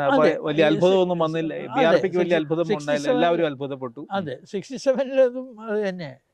പിന്നെ EMS അവിടെ വന്നപ്പോഴത്തേക്ക് സംസാരിച്ചതിനകത്ത് പ്രധാനമായിട്ടും പറഞ്ഞത് എൻ്റെ റിപ്പോർട്ട് തന്നെയും അതാണ്. അത് EMS ഞങ്ങൾ വീണ്ടും അധികാരത്തിൽ വരും എന്ന് പറഞ്ഞെങ്കിലും that was not my lead. അതുകൊണ്ട് എൻ്റെ സ്റ്റോറി എല്ലാ പത്രങ്ങളിലും കൂടുതൽ വന്നത് PTI ആണ്. PTI എഴുതി EMS said that they will come to power, CPM will come to power again. BRP പറഞ്ഞത് ഇനി അത് കഴിഞ്ഞുള്ള പോളിസീസിനെ കുറിച്ചാണ് BRP എഴുതിയത്. അത് എനിക്കത് അത്ഭുതമല്ല, ഞാനത് പ്രതീക്ഷിക്കുകയാണ്. അടുത്ത തിരഞ്ഞെടുപ്പിൽ ലെഫ്റ്റ് വിൽ കം ബാക്ക്. അതുകൊണ്ടിട്ട് എൻ്റെ സ്റ്റോറിയിലെ emphasis was on what EMS said about how different the new government will be from the old one. അപ്പോൾ അതിനകത്തുള്ള there is an important lesson in journalism in that. You must remain in tune with your reader. റീഡറിനേക്കാൾ നമുക്കറിയാവുന്ന ഒന്നും അവർക്ക് അറിയില്ല. അപ്പോൾ അതാണ് ആ പുസ്തകത്തിൽ ഈ JBS ഹാൽഡെയിനെ പറ്റി പറയുന്ന ഒരു പരാമർശമുണ്ട്. JBS ഹാൽഡെയിൻ്റെ ചില ആർട്ടിക്കിളിനെ പറ്റിയൊക്കെ. അപ്പോൾ നമ്മൾ ഈ പഠിക്കുന്ന കാലത്ത് ഹാൽഡെയിൻ ഒരു വലിയ അദ്ദേഹത്തിൻ്റെ ലേഖനങ്ങൾ എഡിറ്റ് അങ്ങനെ എന്തോ അല്ലേ? അദ്ദേഹം എങ്ങനെയായിരുന്നു ഹാൽഡെയിനുമായിട്ട് ബന്ധപ്പെടുന്ന അദ്ദേഹത്തിൻ്റെ ചില ഹാൽഡെയിൻ പിന്നീട് ഇംഗ്ലണ്ട് വിട്ട് ഇന്ത്യയിൽ വന്ന് താമസിക്കാൻ. അത് ഇംഗ്ലണ്ടിൽ വിട്ടത് അമേരിക്കൻ സോൾജേഴ്സ് ഇംഗ്ലണ്ടിൽ ലാൻഡ് ചെയ്തപ്പോഴാണ്. നാറ്റോ വന്നപ്പോൾ അവർ അവിടെ ലാൻഡ് ചെയ്യാനായിട്ട് പെർമിഷൻ കൊടുത്തു, അവിടെ ക്യാമ്പ് ചെയ്യാനായിട്ട് പെർമിഷൻ കൊടുത്തു ബ്രിട്ടൻ.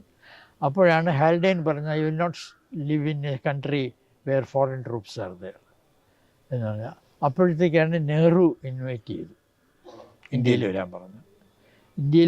ഇന്ത്യയിൽ വന്നപ്പോഴത്തേക്ക് he advised CSIR to give him access to some CSIR lab. അങ്ങനെ അവർ ഇവിടെ ഒറീസയിൽ CSIR ലബോറട്ടറിയിൽ ആണ് അദ്ദേഹത്തിന് അക്കോമഡേറ്റ് ചെയ്തത്. So he remind there and did research there. That was നെഹ്റുവിൻ്റെ ഈ ചിതാഭസ്മ നിമജ്ജനം റിപ്പോർട്ട് ചെയ്യാൻ പോയ അനുഭവമുണ്ട്. അത് യുനൈക്ക് വേണ്ടിയാണോ പോകുന്നത്? അല്ല, നെഹ്റുവിൻ്റെ പോയത് പേട്രിയറ്റിന് വേണ്ടിയാണ്. പേട്രിയറ്റിന് വേണ്ടിയാണ്. പേട്രിയറ്റിൻ്റെ ഇത് പിന്നെ പേട്രിയറ്റിൽ ഉള്ളപ്പോഴാണ് നെഹ്റു മരിക്കുന്നത് 1964. അന്ന് പിന്നെ സ്പെഷ്യൽ ഇഷ്യൂ ഞങ്ങളുടെ പേട്രിയറ്റ് സ്പെഷ്യൽ ഇഷ്യൂ സപ്ലിമെൻ്റ് അല്ല, ഞങ്ങൾക്ക് സപ്ലിമെൻ്റ് ഇറക്കാൻ മെറ്റീരിയൽ ഇല്ല. നേരത്തെ പ്രിപ്പയർ ചെയ്ത് വെച്ചിരുന്ന ഒന്നുമില്ല. അടുത്ത ദിവസത്തെ പത്രം നെഹ്റു മരിക്കുന്ന ഉച്ച സമയത്താണ്. പക്ഷേ ഇവരെല്ലാം പ്രീ പ്രിപ്പയർഡ് മെറ്റീരിയൽ വെച്ചിട്ട് 2 മണി 3 മണി സമയത്ത് എല്ലാ പത്രങ്ങളും പിന്നെ എഴുതിറക്കി. അതെ, സപ്ലിമെൻറ്റ്സ്. ഞങ്ങളുടെ നേരത്തെ തയ്യാറാക്കി വെച്ചിരുന്ന ഒന്നുമില്ല. മരിച്ചപ്പോൾ അതുകൊണ്ട് ഞങ്ങൾക്ക് ഒന്നും ചെയ്യാൻ കഴിഞ്ഞില്ല. അപ്പോൾ അടുത്ത ദിവസത്തേക്കുള്ള ഇതിൻ്റെ ഇതാണ്. അന്ന് രാത്രിയിൽ തന്നെ 10-20 ലേഖനങ്ങളാണ് ഉണ്ടാക്കി ഒറ്റ നൈറ്റിൽ. പിന്നെ ആർട്ടിക്കിൾസിൻ്റെ പേരുകളൊക്കെ ടൈറ്റിൽസൊക്കെ ഞാൻ ലിസ്റ്റ് ചെയ്ത് എഴുതാനുള്ള ആളുകളെ ഞാൻ തീരുമാനിച്ചു. 1-2 ഞാൻ എഴുതാവുന്നത് മാഥൂർ എഴുതിയിട്ട് അതിൽ ഒരെണ്ണം ചെയ്യാൻ പറ്റുള്ളൂ. മറ്റ് 21 മറ്റോ എഴുതാൻ പ്ലാനിറ്റിനകത്ത് ഓൾമോസ്റ്റ് 2-3 ഒഴിച്ച് ബാക്കിയെല്ലാം റെഡിയായി. പിന്നെ അവിടെ പോകുന്നത് അവിടെ അലഹബാദിൽ ഇതിൻ്റെ കൂടെ പോയി ചിതാഭസ്മമായിട്ട് പോയി. നല്ല അവിടുന്ന് റിപ്പോർട്ട് ചെയ്തായിരുന്നു. അതെ, അലഹബാദിൽ നിന്ന് പോയിട്ട് അവിടെ നിന്ന് റിപ്പോർട്ട് ചെയ്യേണ്ടി വന്നില്ല. ഇച്ചിരി നല്ല നെഹ്റുവിൻ്റെ ആഷസ് ഇമേഴ്സ് ചെയ്യുന്ന ദിവസം പബ്ലിക് ഹോളിഡേയാണ്. അന്ന് പത്രമില്ല. ആനന്ദഭവനിൽ പോകുന്നുണ്ട്. അന്ന് വൈകിട്ട് ആനന്ദഭവനിൽ പോയി. രാത്രിയിലെ ട്രെയിനിൽ വന്ന് രാത്രിയിലെ ട്രെയിനില്ല, ഞങ്ങൾ തിരിച്ചു വന്ന പ്ലെയിനില്ല. ഇന്ദിരാഗാന്ധിയുടെ പ്ലെയിനിലാണ് തിരിച്ചു വരുന്നത്. അപ്പോൾ അന്ന് അവിടെ കിടന്നിട്ട് രാവിലെ എഴുന്നേറ്റിട്ട് പ്ലെയിനിലാണ് വന്നത്. പ്ലെയിനിൽ ഡൽഹിയിൽ തിരിച്ചു വന്നിട്ടാണ് റിപ്പോർട്ടുകളൊക്കെ എഴുതിയത്. അല്ല, ആ പുസ്തകത്തിൽ പറയുന്നുണ്ട് സഞ്ജയ് ഗാന്ധിയുടെ ആ ഒരു അരഗൻസ് അന്ന് കണ്ടു. ഇതിനകത്ത് ഞങ്ങളെ ആരോ വിളിച്ചുകൊണ്ട് പോയി ചിതാഭസ്മം ഇരിക്കുന്ന ഇതിനകത്ത് കൊണ്ടുപോയി. ഇയാൾ കയറി വന്നു കണ്ടിട്ട് അവർ ശാരിക്കുക. Who asked you to bring these people here?